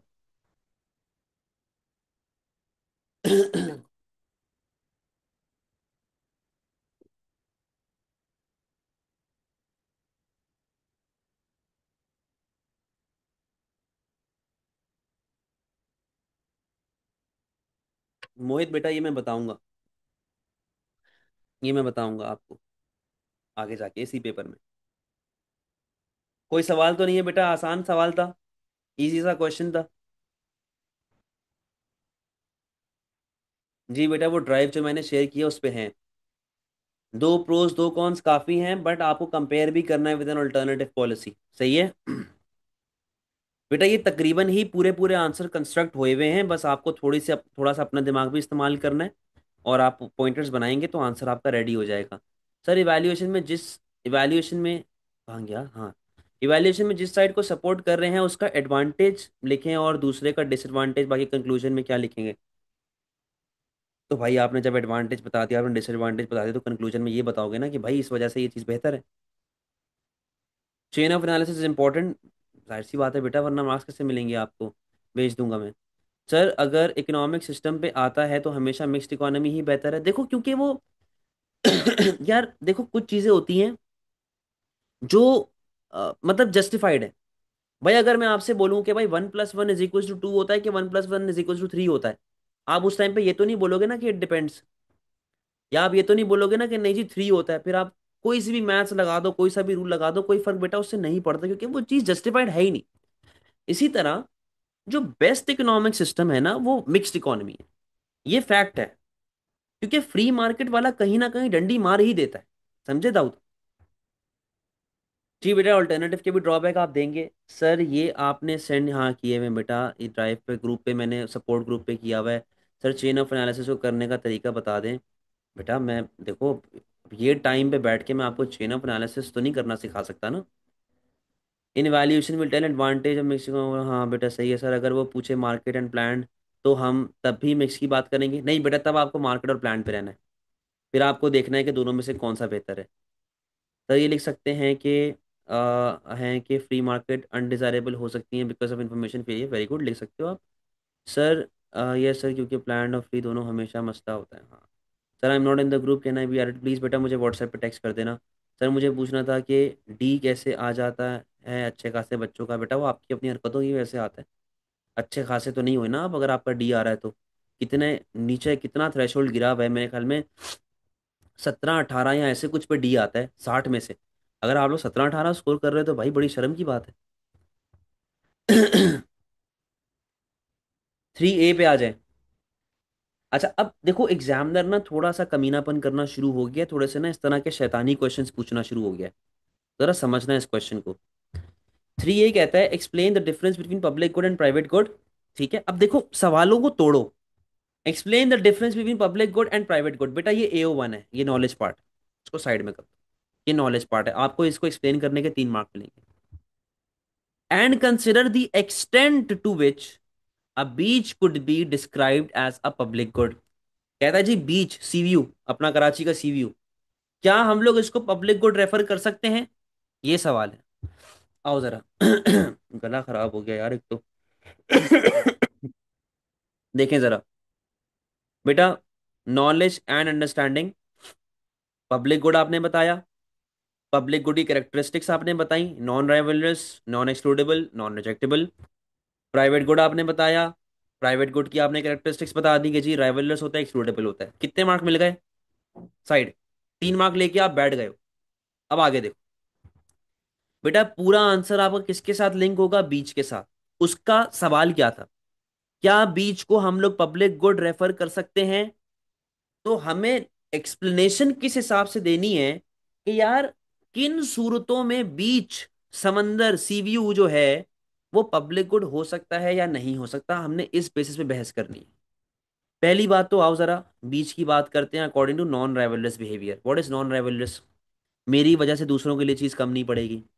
बेटा लॉजिकली अगर देखो, अगर मैं बीच में जाता हूँ, मैं अगर बीच पे जाता हूँ, तो बेटा अगर मैं बीच पे चला गया तो क्या मैं मट्टी खा जाऊंगा क्या पूरी, या मैं पूरा पानी पी जाऊंगा समंदर का? भाई मैं जा रहा हूँ और भी बहुत लोग आ सकते हैं, ठीक है ना? मेरी वजह से जगह कम तो नहीं पड़ रही। तो पहला बिहेवियर क्या आ गया? नॉन राइवलरस, सही है। नॉन एक्सक्लूडेबल, भाई बीच की टिकट तो कोई होती नहीं है। एक जाएं आप घूमें फिरें, कोई आपको रोकने वाला नहीं है, तो यानी कि आप नॉन टैक्स पेयर को वहां पे जाने से रोक नहीं सकते। Tax payer, non tax payer दोनों जा सकते, नॉन एक्सक्लूडेबल आ गया। अपॉर्चुनिटी कॉस्ट, क्या लिखा हुआ है? Since every one can use the beach freely and it doesn't get used up, there may be no opportunity cost to the general public when accessing it। भाई आप जब sea view जा रहे हो, आप सीव्यू जा रहे हो, तो बेटा ऐसा तो नहीं है ना कि मैं उस जमीन के ऊपर जो है वो बिल्डिंग बना सकता था। भाई सीव्यू की मट्टी के ऊपर आप अस्पताल तो नहीं बना सकते, ना आप फार्मिंग कर सकते, वो तो है ही सीव्यू ना भाई। तो यहाँ पे क्या लिखा हुआ है? There is no opportunity cost for that space, सही है। लेकिन हर बार ऐसा केस नहीं होता। अब जरा इवैल्यूएशन पे आओ। बेटा आप लोगों ने अक्सर देखा होगा कई प्राइवेट बीचेस भी होते हैं। प्राइवेट बीच क्या होता है कि जैसे भाई अगर मैं बड़ा या अमीर तरीन रईस ज़्यादा हूँ, मैंने बीच का एक हिस्सा खरीद लिया, सही है। अब उस जगह पे और कोई बंदा नहीं आ सकता, तो बेटा एक्सक्लूडेबल कॉन्सेप्ट आ गया, सही है, एक्सक्लूडेबल कॉन्सेप्ट आ गया। फिर आगे सुनो, भाई 1000 बंदा समंदर चला गया एक साथ ही, जिस तरह हमारे यहाँ होता है ना, जो ईद आती है तो सारे, मैं नाम नहीं किसी का लूंगा, लेकिन वो सारे सीव्यू भाग जाते हैं। तो ये एक मसला होता है, उससे क्या होता है, जगह तंग होना शुरू हो जाती है। फिर अक्सर US वगैरह में ये चीज़ बड़ी कॉमन है कि जब धूप निकलती है, गर्मी होती है, हर बंदा बीच चला जाता है, उनको टैन करना होता है, अपनी स्किन टैन करनी होती है। तो उस टाइम पे स्पेस कम होना शुरू हो जाती है, यानी कि राइवलरस बिहेवियर आना शुरू हो गया। अब बात सुनो, although a beach can be seen as a public good in theory, in reality this depends upon how it is used and managed. If the beach becomes very crowded, it may turn rivalrous because one person's presence can reduce the enjoyment or space available to others. Also, if the beach is privately owned or managed by local authorities, it can become excludable कि भाई आपको मेरे बीच पे आने की इजाजत नहीं है। For example, by charging any entry fee or restricting access. Therefore, while a beach may appear to be a public good in some situations, it is more accurate to say it is a quasi public good। मेरी नजर में ये है भाई, मेरी नजर में quasi public, कौसाई public क्या होता है? जिसमें पब्लिक गुड और प्राइवेट गुड दोनों की कैरेक्टरिस्टिक्स होती हैं। मेरी नजर में quasi public, meaning it shares some characteristics of both public and private good depending on context. कोई सवाल बेटा? बारिश करो अब सवालों की। पहला सवाल सर, अच्छा, पहला सवाल सर, जैसे किमाड़ी पर ड्रीम वर्ल्ड वाले वालों अपने मेंबर्स के लिए अलहदा से अलॉट कर दिया एग्जाम्पल, वो बिल्कुल लिख सकते हो, बिल्कुल लिख सकते हो। लेकिन इसको जरा सा किमाड़ी शिमाड़ी मत लिखना, थोड़ा सा उसको एरिया करके, एरिया एक्स एरिया वाई करके लिख देना। सर रिजेक्टेबल वाला पॉइंट इतना इंपॉर्टेंट नहीं है ना? हाँ वो इतना इंपॉर्टेंट नहीं होता सर। कौसाई पब्लिक गुड तो सिर्फ उस सिचुएशन में होता है जब जब नॉन राइवलरस होता है। तो बेटा यहाँ पे हो रहा है ना, नॉन राइवलरस हो सकता है, कभी ना कभी हो सकता है। सर हम कैसे डिसाइड करेंगे कि कौन सा क्वेश्चन अटेम्प्ट करें सेक्शन बी और सी में से? बेटा जिसका आपको 12 मार्कर आता है ना, आप वो अटेम्प्ट करो। ठीक है, आप जिसको समझते हो कि आप कर सकते हो, आप इसमें मार्क्स उठा सकते हो, आप वो करो। अच्छा, कुछ बच्चों का एक माइंडसेट होता है, उड़ता तीर जो होता है ना। कुछ बच्चे सोचते हैं कि भाई ये सबसे मुश्किल क्वेश्चन है, मैं एक काम करता हूँ, ये मैं उठा के कर लेता हूँ, और काफ़ी कम बच्चों ने किया होगा तो मेरा जो है ना ग्रेड आ जाएगा। या आप लोगों को पागल बनाते हैं ग्रेड 10 के टीचर जो है ना, पीएचडी इस्लामियात वाले। इनकी बातों में नहीं आया करो। ठीक है, आप किसी को कुछ प्रूव करने नहीं जा रहे हो। सही है, जब पूरी दुनिया राइट साइड पे मोड़ रही है तो आप लेफ्ट पे क्यों जा रहे हो? समझे, होशियारियां नहीं किया करें फजूल की, बेटा मरवा देंगी आप। सर आपने एनालिसिस में सिर्फ बीच क्यों, बीच पब्लिक गुड है, फिर आप डायरेक्ट इवैल्यूएट कर रहे हैं, तो मतलब I don't have to explain make different. बेटा मैंने क्यों किया, मैं आपको बताता हूँ। क्योंकि वो जजमेंट किस बेसिस पे मांग रहा है? सही है पूर्वा, जजमेंट किस बेसिस पे मांग रहा है वो, कि क्या वो पब्लिक गुड है कि नहीं है? समझी बात को? सर आपने रिजेक्टेबल डिस्कस क्यों नहीं किया बेटा? क्योंकि वो देखो, जो असल जो कैरेक्टरिस्टिक्स है ना, वो राइवलरस है और एक्सक्लूडेबल है। रिजेक्टेबल कर सकते हो यार, इसमें क्या है भाई, मुझे सीवीयू नहीं जाना, मैं रिजेक्ट कर रहा हूँ। ठीक है, लेकिन जो बंदा आ रहा है मैं उसको तो नहीं रोक सकता ना। Set can be rejectable like if I don't, हाँ वही वाली बात है सर, कराची के सीवीयू वो भी काम किया गया है तो अपॉर्चुनिटी कॉस्ट होगी ना। मतलब मैं समझा नहीं आपकी बात। सर कराची के सीवीयू को भी कम किया गया है। अबे वो, अब ये तो हमारा मुल्क बेगैरती कर रहा है ना, पूरी दुनिया में थोड़ी ऐसा होता है। सर कौसाई वाली बात बस हाँ सिर्फ इवैल्यूएशन। ठीक हो गया बेटा, डन है। अबे बेटा अब ये तो देखो, इस तरह की चीजें तो होती रहती हैं थोड़ी बहुत यार, अब इतना डिटेल में तो नहीं घुसना ना आपने।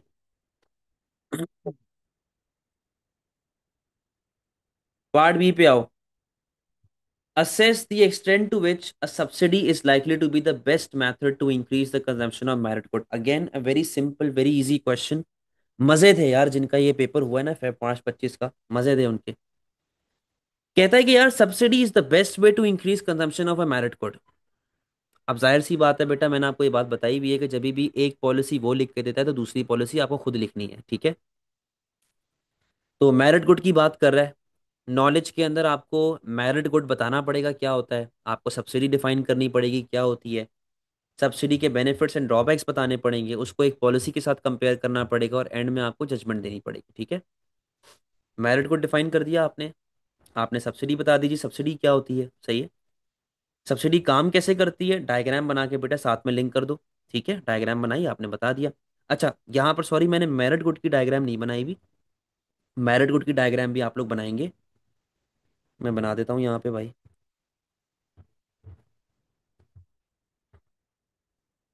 प्राइस आ गई, क्वांटिटी आ गई। एक्सप्लेन कैसे करेंगे, ये डिमांड होनी चाहिए थी, ये सप्लाई होनी चाहिए थी। ठीक है, ये आपके पास इक्विलिब्रियम प्राइस और इक्विलिब्रियम क्वांटिटी होनी चाहिए थी। ठीक है, but due to lack of information क्या मामलात होते हैं, these goods are under consumed, कम कंज्यूम किए जाते हैं। तो अंडर कंज्यूम होंगे तो बेटा डिमांड आपकी कम होगी, इक्विलिब्रियम ई से E1, क्वांटिटी क्यू से Q1, और प्राइस लेवल पी से P1। ठीक है, असल में ये मामला चल रहे होते हैं। तो हमें वैसे भी क्या देखना होता है, हमें तो क्वांटिटी देखनी है ना, हमें फर्क नहीं पड़ता प्राइसेस पे क्या इफेक्ट आ रहा है, हमें क्वांटिटी देखनी है। तो जी सब्सिडी से क्या होगा, सब्सिडी से ये होगा कि सप्लाई बढ़ जाएगी। बेनिफिट्स क्या क्या होते हैं कि भाई अफोर्डेबल हो जाएगा, लोग खरीदने आएंगे, यूज़ करेंगे चीज़ों को, ओवरऑल सोशल वेलफेयर आपका बढ़ेगा। बट द प्रॉब्लम इज़ कि यार आपकी physical cost to the government बढ़ जाती है, कि गवर्नमेंट को फंड करनी पड़ेंगी सब्सिडीज। अपॉर्चुनिटी कॉस्ट आपकी बेटा बढ़ना शुरू हो जाती है, डिपेंडेंसी आपकी बढ़ना शुरू हो जाती है। ठीक है, यार फिर प्रोड्यूसर जो है वो डिपेंडेंट हो जाते हैं सब्सिडीज़ वगैरह के ऊपर। इनकरेक्ट टारगेटिंग हमारे पास होती है कि भाई हो सकता है कि हम लोग उन लोगों को सब्सिडीज दे रहे हैं जो कि ऑलरेडी अफोर्ड कर सकते हैं गुड्स को। ठीक है, हमने लग्जरी गुड पे सब्सिडीज दे दी, तो फिर ये चीज़ें आ रही होती हैं बेटा प्रॉब्लम्स में। ऑल्टरनेटिव पॉलिसी, हमेशा बेटा मार्केट फेलियर में एडवर्टाइजिंग लिखा करें, क्योंकि असल फसाद की जड़ क्या होती है, लैक ऑफ नॉलेज। एडवर्टाइजिंग कैसे काम करती है भाई, डायग्राम आपके सामने बनी हुई है। आपकी डिमांड बढ़ रही होती है, कंज्यूमर्स इससे एजुकेट होते हैं, आपका डिमांड कर्व राइटवर्ड जाता है। बेनिफिट्स क्या है एडवर्टाइजिंग के, कि इससे आपकी कंजम्पशन वगैरह बढ़ जाती है। लॉन्ग टर्म बिहेवियर चेंज आता है आपका, lower cost and subsidies, how ever it's a time taking policy, long run में काम करती है। अगर आपको फॉरेन से काम करना है तो बेटा इट इज़ नॉट रिकमेंडेड। उसके बाद बेटा एडवर्टाइजिंग से एडवर्टाइजिंग से आपकी खरीदने की ताकत नहीं बढ़ती। ठीक है। Results can be hard to measure and campaign must be well targeted and repeated.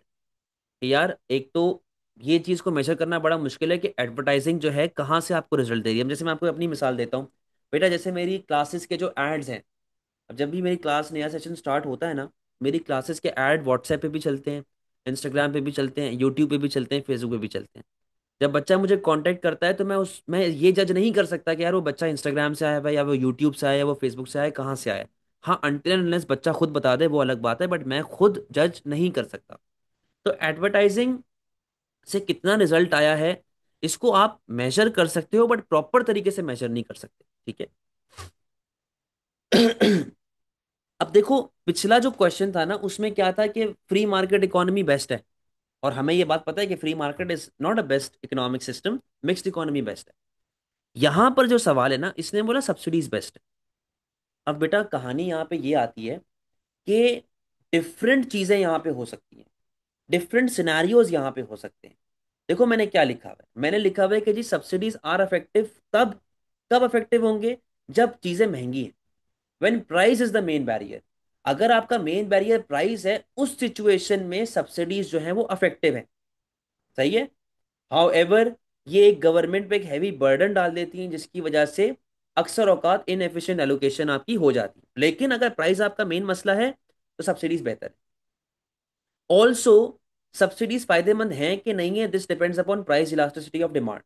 अब भाई फॉर एग्जांपल अगर गवर्नमेंट जो है वो हॉस्पिटल को सब्सिडी दे रही है, गवर्नमेंट ने कहा कि भाई हर बंदा जो है जो इसको फ्रैक्चर होगा ना, वो उसको 50% ऑफ हमने दे दिया, चलो फ्रैक्चर हुआ जिसका 50% ऑफ है। तो क्या मैं पागलों की तरह छलांगे मारता फिरूंगा, मैं हड्डियां तोड़वाता फिरूंगा अपनी कि भाई मुझे आधी रेट पे जो है प्लस्तर चढ़ रहा है? सोचने वाली बात है ना। बेटा अगर गवर्नमेंट मेडिसिन पे सब्सिडी देती है तो क्या लोग गोलियों टॉफियों की तरह खाना शुरू कर देंगे? डिपेंड करता है ना पीढ़ी के ऊपर कि आप किस चीज को बढ़ाना चाहते हो। उसके बाद एडवर्टाइजिंग पे आ जाओ, क्योंकि असल फसाद की जड़ क्या है? Information failure. ठीक है। इससे आपकी लैक ऑफ अवेयरनेस जो है बेटा ये कम होती है, आपका बिहेवियर चेंज हो जाता है। A2 में आप इसको पढ़ेंगे नच थ्योरी के नाम से। आपका लॉन्ग टर्म बिहेवियरल चेंज आता है। ठीक है। और वो सब्सिडीज के मुकाबले में सस्ती होती है। मैं यहाँ पे कंपैरिजन कर रहा हूँ कि सब्सिडी के मुकाबले में उस पे क्या चल रहा है, एडवर्टाइजिंग पे, और एडवर्टाइजमेंट के मुकाबले में सब्सिडी कहाँ पे बेनिफिशियल है। इस तरीके से मामला चल रहे हैं। कंक्लूजन, भाई मेरे हिसाब से दोनों को साथ लेके चलो, मेरे हिसाब से दोनों को साथ लेके चलो। क्यों भाई? रीजन बीइंग, सब्सिडी देके इन the short run, in the short run subsidy देके चीजों को सस्ता करो, eight the same time advertising भी करो। पता है क्यों? क्योंकि आपने सब्सिडी देके चीजों को सस्ता जब किया तो उससे कस्टमर की अट्रैक्शन बढ़ गई कि नहीं यार ये तो अच्छा गुड है, सस्ता हुआ है, चलो मैं ले लेता हूं। जब एडवर्टाइजिंग आप साथ साथ चलाओगे ना, इससे बेटा कंज्यूमर के माइंडसेट के साथ आप खेल रहे हैं कि यार कल को जब गवर्नमेंट सब्सिडीज रिमूव करेगी ना तो कंज्यूमर वो गुड लेना बंद नहीं करेगा। इन द लॉन्ग रन, अपने आप को लॉन्ग रन के लिए तैयार कर रहे हो आप, तो आपको दोनों चीजें साथ लेके चलनी पड़ेंगी। इसके अलावा एक और रीजन भी होता है कंबाइंड स्ट्रेटेजी का, वो ये है कि यार बहुत से लोग ऐसे होते हैं जो अफोर्ड नहीं कर पाते चीजों को, मैरिड गुड को अफोर्ड नहीं कर पाते। तो यहां पर दोनों अप्रोचेस को साथ लेके चलें तो वो ही बेहतर है, एज कंपेयर टू कि हम ये दे के बैठ जाएं कि जी ये जो है बेस्ट पॉलिसी। समझते हैं बेटा बात? क्लियर है कहानी?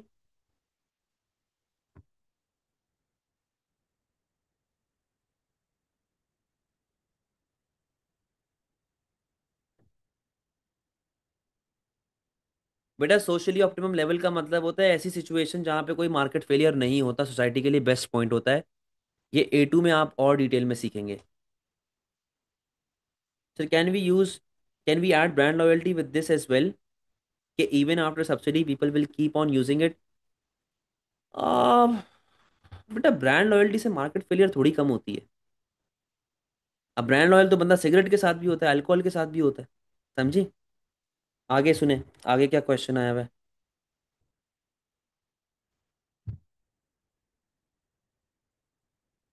Sir can I right state provision since I can write better disadvantage of it, better evaluation? फिर बेटा एडवर्टाइजिंग मत लिखना, एडवर्टाइजिंग मत लिखना फिर। बहुत ज़्यादा स्ट्रेट फॉरवर्ड है। हाँ जी ऐसा ही है सर, मार्केट फेलियर को नॉलेज में बताएंगे, बताना चाहते हो तो बता दो, कोई ऐसी बात नहीं है। सर कंक्लूजन में इंसिडेंट्स का जिक्र कर सकते हैं, कैसे जिक्र करेंगे आप बताएं ज़रा। सर मैक्सिमम प्राइस बिल्कुल कर सकते हो, लेकिन अगेन वो बड़ी बेकार सी पॉलिसी है मार्केट फेलियर के लिए। सब्सिडी प्रोवाइड करने में भी इंफॉर्मेशन फेलियर एग्जिस्ट करता है, हाँ बिल्कुल लिख सकते हैं। सर अगर दो पॉलिसीज दी हो तो दूसरी तो नहीं घुसा, तीसरी नहीं बेटा, तीसरी क्यों बताएंगे आप। सर आपने जो पीईडी का पॉइंट मेंशन किया है उसका हम डायग्राम ड्रॉ कर, बेटा ज़रूरत नहीं है, देखो तीन ऑलरेडी हो चुकी हैं, क्या ज़रूरत है डायग्राम बनाने की। सर हम ये लिख सकते हैं, जैसे पाकिस्तान में अगर गवर्नमेंट सब्सिडी दे तब भी people won't consume it because उसको यूजलेस लगता है, तो बेटा उसके लिए एडवर्टाइजिंग साथ लेके चलनी पड़ेगी ना आपको। Can this be a scenario where there happens a psychological pricing effect that sometimes consumer consider that if it's cheap and it might be a low quality, बेटा वेरी गुड पॉइंट, बट आप AS में इसको use नहीं करो क्योंकि ये A two का concept है, but very good point. Subsidy के अलावा बेटा स्टेट प्रोविजन है, मैक्सिमम प्राइस है, ये चार होती हैं policies. Sir can our marks be deducted if we don't use diagram, बेटा मार्क्स डिडक्ट नहीं होते, वो आपको देगा ही नहीं, माइनस नहीं करेगा मार्क्स कभी भी। Sir can we mention that it depends on the economic condition, इसमें कौन सी इकोनॉमिक कंडीशन है भाई, मुझे बताएं। सर इवैल्यूएशन में ये दो पॉलिसी के डिसएडवांटेजेस काउंट होते हैं, डिसएडवांटेजेस काउंट देखो एज सच नहीं होते, कंपैरिजन काउंट होता है। एडवर्टाइजिंग में कुछ भी नहीं है बेटा, आपकी डिमांड बढ़ रही है बस, सीधी सीधी मेरिट की आप अच्छाइयाँ बता रहे हैं तो आपकी डिमांड बढ़ जाएगी। वैसे इवैल्यूएशन में ये वाली चीज काउंट नहीं होती, जब आप कंपैरिजन करते हुए ड्रॉबैक्स बताते हो ना तब वो चीज काउंट हो जाती है। सर ये क्वेश्चन तो आ गए ना फेब मार्च में, तो अब मई जून में वो मैं देख लूंगा भाई, मैं आप लोगों को बता दूंगा topics. Like people would have less income so people would not consume the goods that much, like when people are immigration more। क्या लिख रहे हो, उर्दू में लिख ले बेटा, मुझे समझ नहीं आ रही। सर 12 और 12 मार्क लेना पॉसिबल, बिल्कुल बिल्कुल पॉसिबल है। एडवर्टाइजिंग के डिसएडवांटेज क्या है भाई, ये लिखा हुआ तो है पूरा यार, ये रे लिमिटेशंस ये लिखी हुई।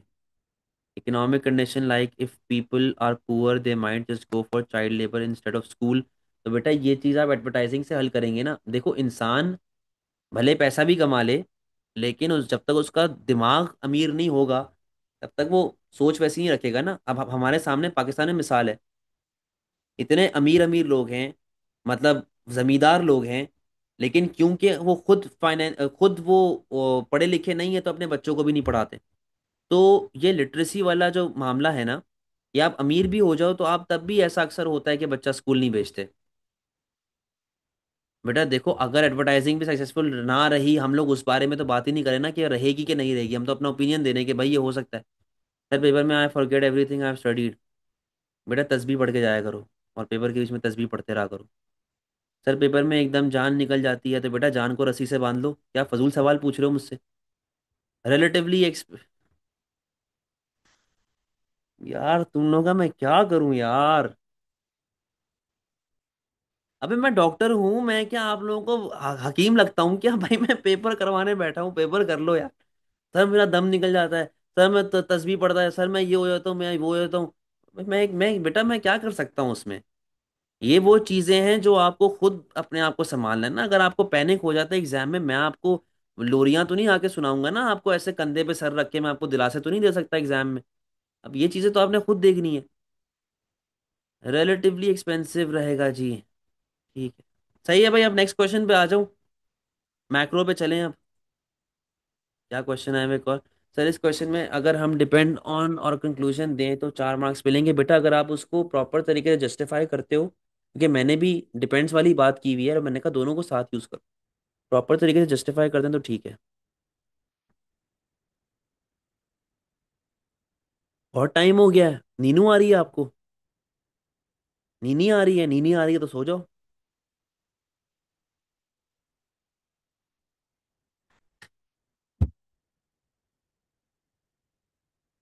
जी, एक तरीके से।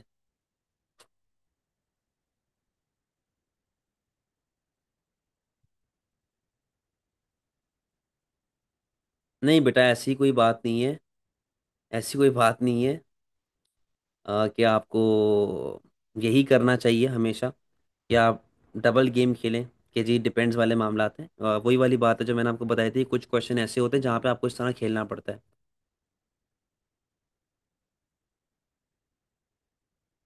चलो जी, मैक्रो पे आ जाओ।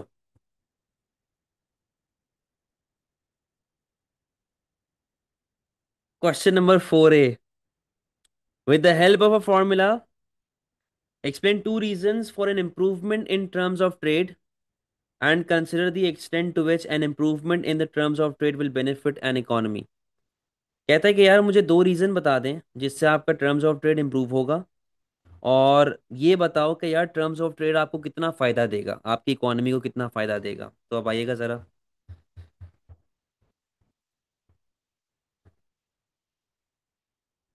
बेटा, टर्म्स ऑफ ट्रेड आपने डिफाइन किया, सही है, आपने बेसिक उसको नॉलेज दे दिया, आपने बेसिक डेफिनेशन दे दी है। टर्म्स ऑफ ट्रेड का आपने फॉर्मूला बता दिया, सही है। टर्म्स ऑफ ट्रेड अगर इंप्रूव हो रहा है तो इसका मतलब क्या है कि या तो आपका न्यूमिनेटर बढ़ रहा है या तो आपका डिनोमिनेटर कम हो रहा है। ठीक है, ये दो ही रीजन हो सकते हैं टर्म्स ऑफ ट्रेड इंप्रूव करने के, इसके अलावा कोई तीसरा रीजन आपके पास नहीं होता। AO2 की अगर हम लोग बात करें एप्लीकेशन और एनालिसिस की, वो पूछ रहा था कि भाई किस तरह आपको फायदा देगा। अगर मैं कहता हूँ कि टर्म्स ऑफ ट्रेड आपका इंप्रूव हो रहा है due to increase in export price, due to increase in export price, तो बेटा अगर कंट्री का एक्सपोर्ट प्राइस बढ़ेगा, यानी कि अगर लेट से अगर आपकी ग्लोबल डिमांड बढ़ रही है उसकी वजह से आपकी एक्सपोर्ट प्राइस बढ़ रही है और आपकी इंपोर्ट प्राइस कांस्टेंट है, यानी कि ये बढ़ गई और ये सेम है, तो बेटा आपका टर्म्स ऑफ ट्रेड इंप्रूव होगा। ठीक है। For example, if Pakistan textile exports increase in price while import price remains the same, Pakistan can buy more imports with the same export earning। क्या मतलब है इसका, जरा समझना। बेटा, लेट से पाकिस्तान पहले जब 100 रुपए की एक्सपोर्ट करता था ना, तो अब पाकिस्तान 5 यूनिट इंपोर्ट करता था। इन 100 रुपए से पाकिस्तान 5 यूनिट इंपोर्ट करता था। अब पाकिस्तान एक्सपोर्ट कर रहा है 200 रुपए की, ठीक है, और इंपोर्ट प्राइस अभी भी सेम है, तो पाकिस्तान कितने यूनिट इंपोर्ट कर सकता है? 10 यूनिट इंपोर्ट कर सकता है। तो यहाँ पे वो बात आपको ये बता रहा है कि यार जब आप एक्सपोर्ट महंगा करते हैं ना, तो आप ज्यादा इंपोर्ट कर सकते हैं from the same amount you earn, from the same amount you earn from selling the same number of goods. सही है। Fall in import price, if the price of import falls, यानी कैसे कि रॉ मटेरियल सस्ता हो गया for example, और export price आपकी सेम है, तो उससे टर्म्स ऑफ ट्रेड इससे भी इंप्रूव होता है। तो इससे क्या होगा कि इंपोर्टेड गुड्स और अफोर्डेबल हो जाते हैं, इससे कॉस्ट ऑफ प्रोडक्शन कम हो जाती है, आपकी कॉस्ट पुश इन्फ्लेशन कम हो जाती है, आपकी ओवरऑल जो है बाहर से इंपोर्ट करने की सलाहियत बढ़ जाती है। फिर बेटा अगर आपके पास टर्म्स ऑफ ट्रेड इंप्रूव हो रहा है, इसका मतलब क्या है कि more imports can be purchase for the same volume of export, जो मैंने आपको ऊपर अभी एग्जांपल दी थी न्यूमेरिकल। कंज्यूमर लोग ज्यादा इंपोर्ट कर सकते हैं, ज्यादा अच्छी गुड इंपोर्ट कर सकते हैं, उससे उनका स्टैंडर्ड ऑफ लिविंग क्या हो सकता है? बढ़ सकता है। 3 पॉइंट्स मैंने बताए, ज्यादा आपने लंबी एक्सप्लेन नहीं करना है। कहता है कि भाई क्या टर्म्स ऑफ ट्रेड हमेशा आपको फायदा देगा? An improvement in the terms of trade can benefit an economy by increasing its ability to purchase more imports for the same amount of exports, potentially improving standard of living. However, this is not always guaranteed। बेटा, export price बढ़ेगी तो terms of trade improve होगा, क्या necessary है कि export price बढ़ने से आपके एक्सपोर्ट्स भी बढ़ना शुरू हो जाए? It is not necessary. देखो, 8 मार्क के सवाल में आप टू साइडेड नहीं जाते, आपने इवैल्यूएशन उस तरह नहीं देनी होती कि भाई जी हाउएवर ये ड्रॉबैक्स हैं, ये कहानी नहीं बतानी है आपने। If export price rise due to domestic inflation, if export price rise due to domestic inflation, domestic inflation rather than increase competitiveness, it may make exports less attractive globally, leading to a fall in demand and even unemployment in export industries. Additionally, the impact depends on the PED of exports and imports। अगर demand elastic है और अपनी export price बढ़ गई तो लोग खरीदना छोड़ देंगे, समझे? Therefore, while an improved terms of trade may seem beneficial, its overall effect on the economy depends on underlying causes and demand responsiveness। यानी कि किस पे डिपेंड करता है? पीडी पे डिपेंड करता है, आपकी इंटरनेशनल कंपेरेटिवनेस पे डिपेंड करता है, और इस चीज पे डिपेंड करता है कि यार आपकी इंपोर्ट के क्या मामला चल रहे हैं। अब उसने ऐसे यहाँ पे लिखा हुआ है ना कि आपकी इंपोर्ट प्राइसेस जो है वो कांस्टेंट चल रही, जरूरी थोड़ी है हमेशा कांस्टेंट चलती रहेगी, समझे बात को? लेकिन ये क्वेश्चन कंपैरेटिवली डिफिकल्ट था, ये वाला क्वेश्चन कंपैरेटिवली डिफिकल्ट था, इसका अगला क्वेश्चन तो बहुत ही आसान है, कोई मसला बेटा इसमें?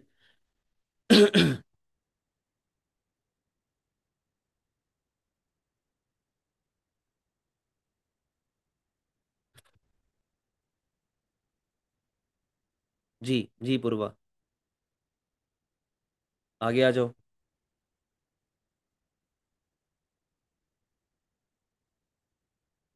बेटा 1:30 बज गया, जल्दी जल्दी क्लास को ऑफ करना है। सर, सर पेपर से पहले कितने क्वेश्चन करने चाहिए? पेपर्स ईयर्स अटेम्प्ट करो 2023 के सारे और 24 के सारे। सर क्योंकि एक्सपोर्ट प्राइस इंक्रीज होने से टर्म्स ऑफ ट्रेड बेहतर होता है, हाँ जी। Sir can we use appreciation in the country's currency as a reason? You can use appreciation, ठीक है, बिल्कुल कर सकते हैं। सर पेपर के पीडीएफ ग्रुप पर आप हाँ भेजे हुए हैं। Sir terms of trade section A में आता है, डिपेंड करता है बेटा, आ भी सकता है नहीं भी आ सकता, कोई फिक्स रूल नहीं है। Assess the extent to which the consequences of a free trade are always positive for an economy। बहुत सिंपल सा सवाल है, हद से ज़्यादा सिंपल सा सवाल है। फ्री ट्रेड के बेनिफिट्स एंड ड्रॉबैक्स कंपेयर करने हैं आपने, इसके अंदर कोई ऐसी रॉकेट साइंस नहीं है। बहुत ही सिंपल क्वेश्चन है, ये देख लो ज़रा। फ्री ट्रेड आपने बताया क्या होता है, आपने स्पेशलाइज बता दिया क्या होता है, स्पेशलाइजेशन किस तरीके से आप कर सकते हैं। Benefits of free trade, economic growth आ रही है, अनएम्प्लॉयमेंट कम हो रहा है, पब्लिक फाइनेंसेस आपके पास बढ़ रहे हैं, आपके रेवेन्यू, टैक्स रेवेन्यू आ रहा है। ये देखो मैंने शॉर्ट रन एग्रीगेट सप्लाई बढ़ा के दिखाया हुआ है, क्यों? क्योंकि जब आप फ्री ट्रेड करते हैं आप रॉ मटेरियल इंपोर्ट कर सकते हैं सस्ता, ठीक है, सस्ता रॉ मटेरियल आप इंपोर्ट कर सकते हैं, तो आपकी एग्रीगेट सप्लाई जो है बेटा वो बढ़ना शुरू हो जाएगी। सही है, तो ये आपको फायदा मिल रहा होता है। ड्रॉबैक्स क्या है फ्री ट्रेड के? ड्रॉबैक्स बेटा फ्री ट्रेड के ये होते हैं, ड्रॉबैक्स जो हैं वो फ्री ट्रेड के ये होते हैं कि आपके पास स्ट्रक्चरल अनएम्प्लॉयमेंट आ सकती है, कि लोग बाहर से मंगवाना शुरू कर दें, डोमेस्टिक इंडस्ट्री जो है वो बंद हो जाए, डोमेस्टिक ग्रोथ जो है आपकी गिरना शुरू हो जाए, over dependence on other countries. और बेटा जब आपकी इंपोर्ट्स बढ़ती हैं तो उससे आपके एडी पे क्या इफेक्ट आता है? एडी फॉल हो जाती है, ये डायग्राम मैंने बना दी यहाँ, ठीक है। अब इस फ्री ट्रेड बेनिफिशियल और नॉट, बेटा इसका देखो एक जनरल सा एक कंक्लूजन बनता है हमेशा से, वो ये है कि यार इट डिपेंड्स अपॉन जो आपकी डोमेस्टिक फर्म्स हैं उनकी क्या पावर चल रही है, it depends upon your trading partner, it depends upon आपकी करेंसी, इट डिपेंड्स अपॉन आपकी करंट इकोनॉमिक सिचुएशन, ठीक है। यहाँ पे क्या क्या बातें लिखी हुई हैं? The consequences of free trade are not always entirely positive and much depends on the country's level of development, economic structure, ability to adapt, जो मैंने आपको बातें बताई। एक सेकंड रुकिएगा, एक सेकंड रुकिएगा।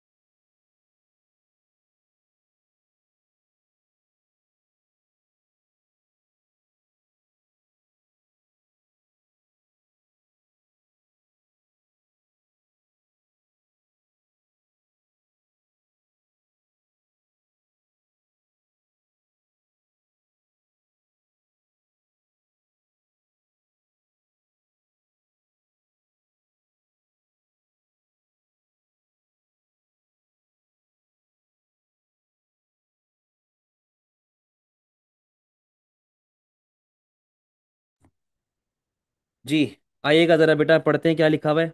यहाँ तक पढ़ लिया था। While free trade can boost efficiency and growth, it may harm countries that are over reliant on primary export and lack competitive industries. These countries can suffer from income instability, ठीक है, कहाँ गया ये रहा, वीक बार्गेनिंग पावर और ये सारे मसले। लेबर मार्केट इनफ्लेक्सिबल है तो बेटा अनएम्प्लॉयमेंट होना शुरू हो जाएगी।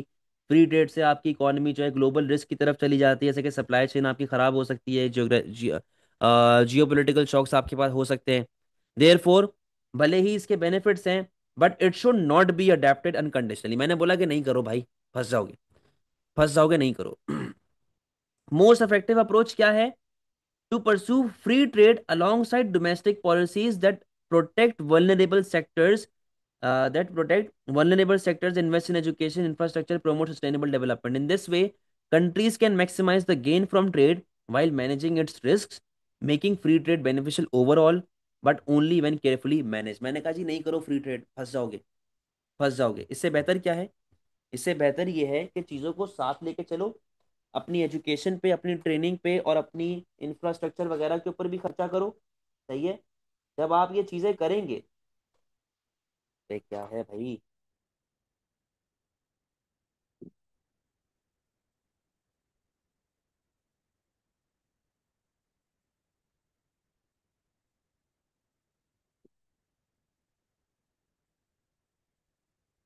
हाँ, तो मैं ये कह रहा था कि भाई अपने ऊपर भी खर्चा करें, इंटरनेशनली कंपेरेटिव हों, सही है।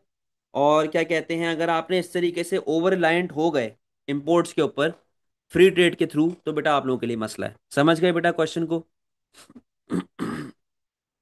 समझ गए क्वेश्चन को?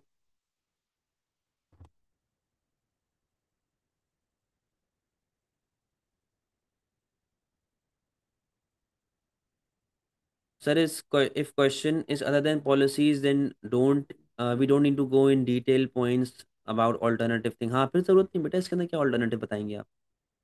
ये पॉइंट ठीक है, countries who is dependent on import, who is dependent on import free trade वगैरह, who are not completely dependent on import have some exports of free trade might be beneficial। बेटा अगर आप compete कर सकते हैं, आप अपने मामलात को देख सकते हैं, तो फिर किसी हद तक ये चीज़ ठीक है। सर रिस्ट्रिक्शन का नहीं बताएंगे, नहीं पूछा हुआ तो नहीं बताएंगे। Sir why don't we draw L R S diagram in this question, क्योंकि बेटा इन्फ्लेशन का क्वेश्चन नहीं है ना। इन्फ्लेशन का या पॉलिसीज का होता तब आप बनाते। सर इसमें जो प्रोटेक्शनिज्म भी आ गया ना, प्रोटेक्शनिज्म नहीं आएगा। कंक्लूजन में आप लिख सकते हो कि भाई you should impose some of the protectionism measures, ताकि आपकी कंपनी कंट्रीज जो हैं वो प्रोटेक्ट हो सकें। Sir domestic domestic policies as in subsidy and all, so should we explain these policies. Evaluation में, इवैल्यूएशन में रिकमेंडेशन में ओवरऑल बताने की जरूरत नहीं है। सर प्रोटेक्शनिज्म से लिंक करेंगे, कंक्लूजन में कर सकते हैं। सर इवैल्यूएशन जरूरी है कि आखिर में ही दें, हर पैराग्राफ के साथ दे सकते हैं? बेटा आखिर में देते हैं आप। सर में डंपिंग का पॉइंट बताएंगे, बता सकते हो बिल्कुल। Sir depends on economic structure को थोड़ा एलैबोरेट कर देंगे प्लीज़? बेटा डिपेंड्स ऑन इकोनॉमिक स्ट्रक्चर का मतलब ये है कि भाई इस तरह समझो ना, कि आप एक पहलवान से लड़ने जा रहे हो, ठीक है? आपकी अपनी कोई ट्रेनिंग है, अगर आप एक रेसलर से लड़ने जा रहे हैं, आपको खुद फाइट करना आता है? ये चीज़ देखें ना। आप अपनी कंपनीज को देखें, अपने बिजनेसेस को देखें कि क्या वो लड़ सकते हैं ग्लोबल मार्केट से, इंटरनेशनल कंपटीशन से। अगर तो लड़ सकते हैं तो फ्री ट्रेड जाने दो, अगर नहीं कर सकते तो भाई फिर नहीं करो। समझे बात को? Domestic producers, sir impact on sunrise and sunset लिख सकते हो, लिख सकते हो, लिख सकते हो। आगे आ जाओ।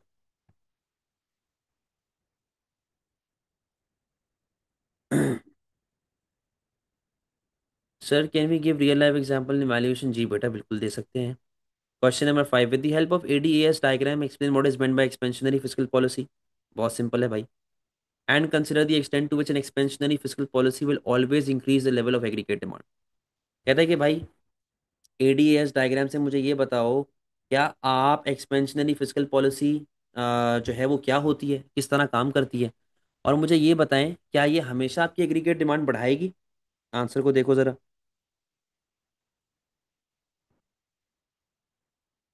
एक्सपेंशनरी फिस्कल पॉलिसी आपने बताई, आपने एग्रीगेट डिमांड बताई, आपने कंपोनेंट्स को एक्सप्लेन कर लिया कि जी कंपोनेंट्स क्या होते हैं, और आपने एक अब बिल्कुल राइट वर्ड शिफ्ट करती हुई एक एग्रीगेट डिमांड कर्व आपने बेटा बना दिया है, जो सिंपल सी ये डायग्राम आपके पास बन चुकी है। सब नॉलेज का पार्ट आ गया। एप्लीकेशन किस तरीके से लिखी जाएगी, देखो जरा। आपने अब एक्सप्लेन करना है कि एक्सपेंशनरी फिस्कल पॉलिसी काम कैसे करती है। क्या लिखा हुआ है जी? A cut in income tax, a cut in income tax, उससे क्या होगा? डिस्पोजेबल इनकम बढ़ेगी, कंजम्पशन वगैरह बढ़ेगी, गवर्नमेंट स्पेंडिंग बढ़ेगी तो एग्रीगेट डिमांड बढ़ेगी। सही है। तो भाई जब एग्रीगेट डिमांड राइटवर्ड जाती है तो रियल जीडीपी बढ़ता है, ठीक है, और आपकी एम्प्लॉयमेंट वगैरह भी बढ़ती है। और आपने डायग्राम में इसको प्रॉपरली बेटा दिखाना है, आपने इसको प्रॉपरली एक्सप्लेन करते हुए नजर आना चाहिए। समझे बात को? अब जरा कंक्लूजन पे आओ। उसने बोला था कि जब एक्सपेंशनरी फिस्कल पॉलिसी लगती है तो क्या हमेशा आपकी एग्रीगेट डिमांड बढ़ती है? तो बेटा देखना जरा, expansionary fiscal policy does not always lead to a large increase in AD. For instance, cutting income tax may have little impact if the people benefiting are already below tax threshold, meaning they were not paying tax। यहाँ पे क्या बात चल रही है बेटा? यहाँ पे बात चल रही है उन गरीब लोगों की जिनके ऊपर टैक्स माफ है। अगर एक गरीब बंदा है जो ऑलरेडी बिलो पॉवर्टी लाइन है, और गवर्नमेंट ने टैक्सेस कम कर दिए ये सोच के कि यार लोग स्पेंडिंग करना शुरू करेंगे, बेटा वो गरीब तो स्पेंड नहीं कर सकता ना फिर। Additionally, some consumers may choose to save the extra income और use it to repay debt. लोग, गवर्नमेंट ने सोचा जी टैक्स कम करेंगे तो लोग स्पेंडिंग करना शुरू कर देंगे, लोगों ने क्या किया? सेव करना शुरू कर दिया भाई। पैसा बचा ना एक्स्ट्रा, सेव करना शुरू कर दिया। तो effectiveness of this policy depends upon marginal propensity to consume, जो मैंने आप लोगों को वर्कशॉप में भी और जनरली भी सर्कुलर फ्लो ऑफ इनकम में सिखाया हुआ है। बेटा अगर आपका एमपीसी बढ़ेगा ना, तभी आपका एग्रीगेट डिमांड बढ़ेगा।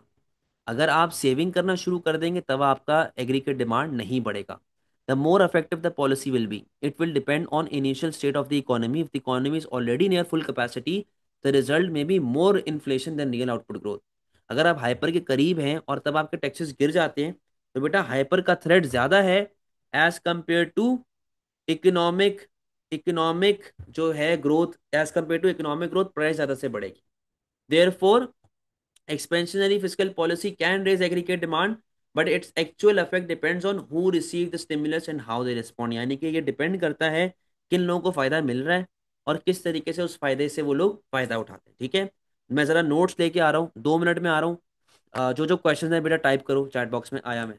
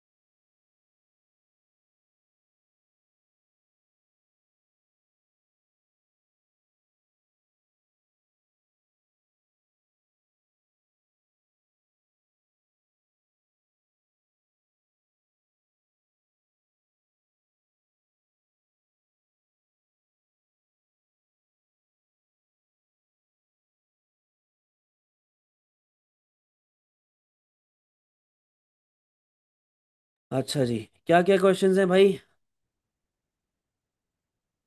सर एमपीसी एक बार शॉर्ट में बोल सकते हैं? बेटा एमपीसी का मतलब होता है कि आप अपनी इनकम में से कितना परसेंट स्पेंड कर रहे हो। ठीक है, ये एमपीसी होता है, इसको हम लोग कहते हैं मार्जिनल प्रोपेंसिटी टू कंज्यूम।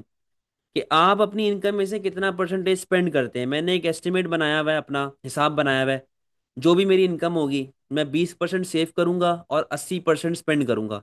तो जो मैंने कहा है ना, 80% स्पेंड करूंगा, वो क्या है? MPC, marginal propensity to consume. और जो मैं सेव कर रहा हूँ वो एमपीएस है। ठीक है, मार्जिनल प्रोपेंसिटी का मतलब होता है कि एडिशनल इनकम में से आप कितना परसेंटेज स्पेंड कर रहे हैं, दैट इज एमपीसी।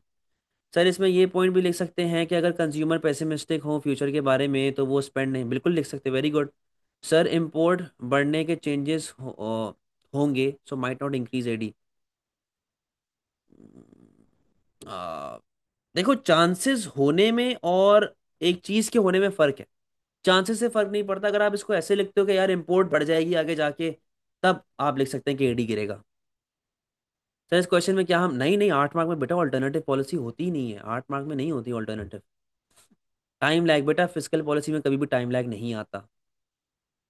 बेटा एमपीसी में बता चुका हूँ, मार्जिनल प्रोपेंसिटी टू कंज्यूम, कि आप अपनी इनकम में से कितना परसेंटेज स्पेंड करते हो। सर लिख सकते हैं अगर टैक्स ऑलरेडी लो है तो अफेक्ट। हाँ लिख सकते हैं, वेरी गुड वेरी गुड। अब लास्ट क्वेश्चन पे आ जाओ भाई, जल्दी, मेरी कल भी वर्कशॉप है, बस करो अब। क्या कह रहा है भाई, किसका क्वेश्चन है? सर हम ये लिख सकते हैं कि गवर्नमेंट स्पेंडिंग से एग्रीगेट सप्लाई। यार देखो, देखो बेटा सवाल क्या था, सवाल क्या था, आप सवाल को जरा समझें।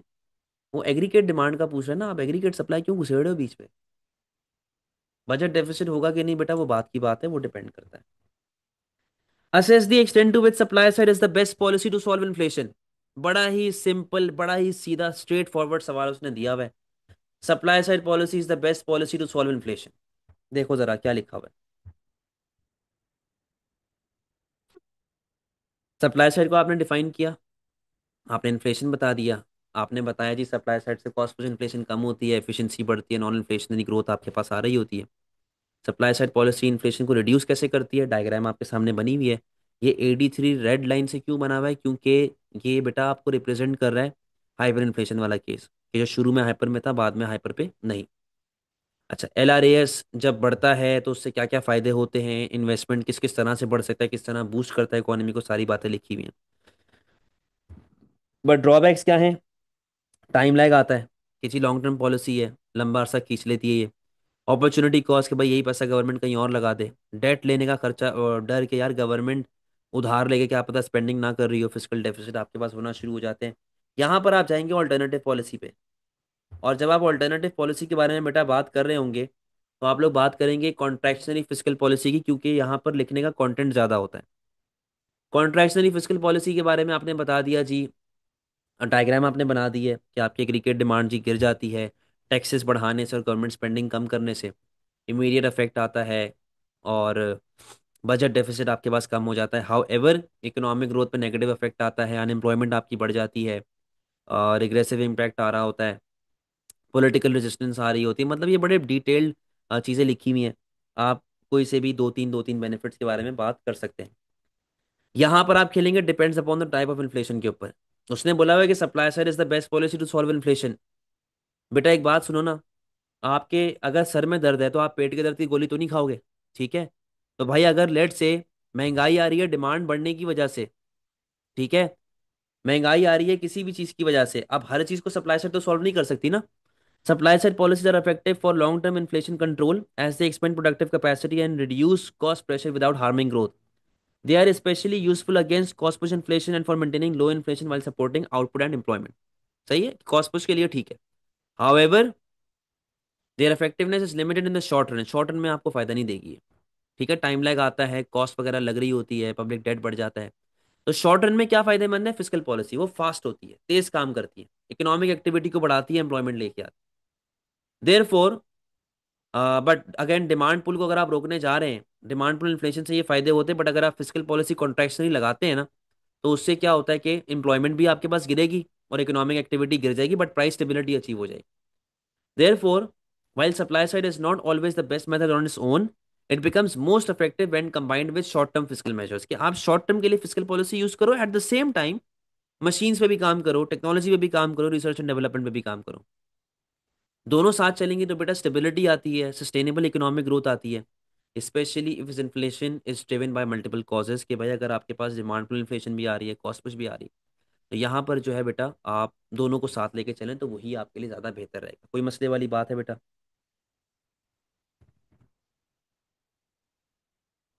सर इसमें जिस तरह फिजिकल है तो उसका भी इसी तरह एनालिसिस करना है जी, बिल्कुल आपने बेटा वैसे ही करना है। Sir could you please show the question again?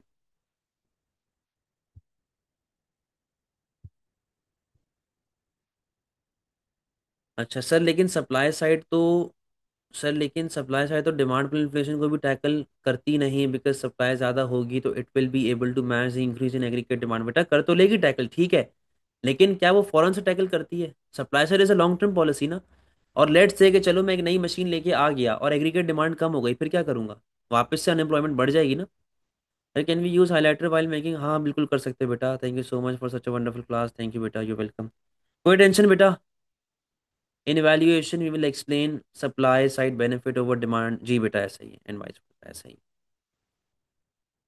Sir way to give alternate policy and how to identify where we give LRAS and SRAS? बेटा ऑल्टरनेटिव पॉलिसी जो आती है वो आपके AO2 में आती है। You welcome. Eight the same time जो आपका LRAS और SRAS है, LRAS बेटा 12 मार्कर में आता है, SRAS 8 मार्कर में आता है। अल्लाह हाफिज बेटा। ठीक है बेटा, सारी चीज़ें हो गई हैं, कोई सवाल तो नहीं किसी को? गेस्ट ऑफिस में बताऊंगा बेटा, मैं ग्रुप पे शेयर कर दूंगा। यू वेलकम बेटा, यू वेलकम। यू वेलकम बेटा। जा सकते हैं बेटा, सब लोग जा सकते हैं। अल्लाह हाफिज, ख्याल रखिएगा अपना। अल्लाह हाफिज, अल्लाह हाफिज। यू वेलकम बेटा, अल्लाह हाफिज। सर ये लिख सकते हैं कि गवर्नमेंट को इमीडिएट कॉन्फ्लिक्ट सॉल्व करना है तो डिमांड साइड, हाँ जी बिल्कुल लिख सकते हैं। ठीक है। अल्लाह हाफिज।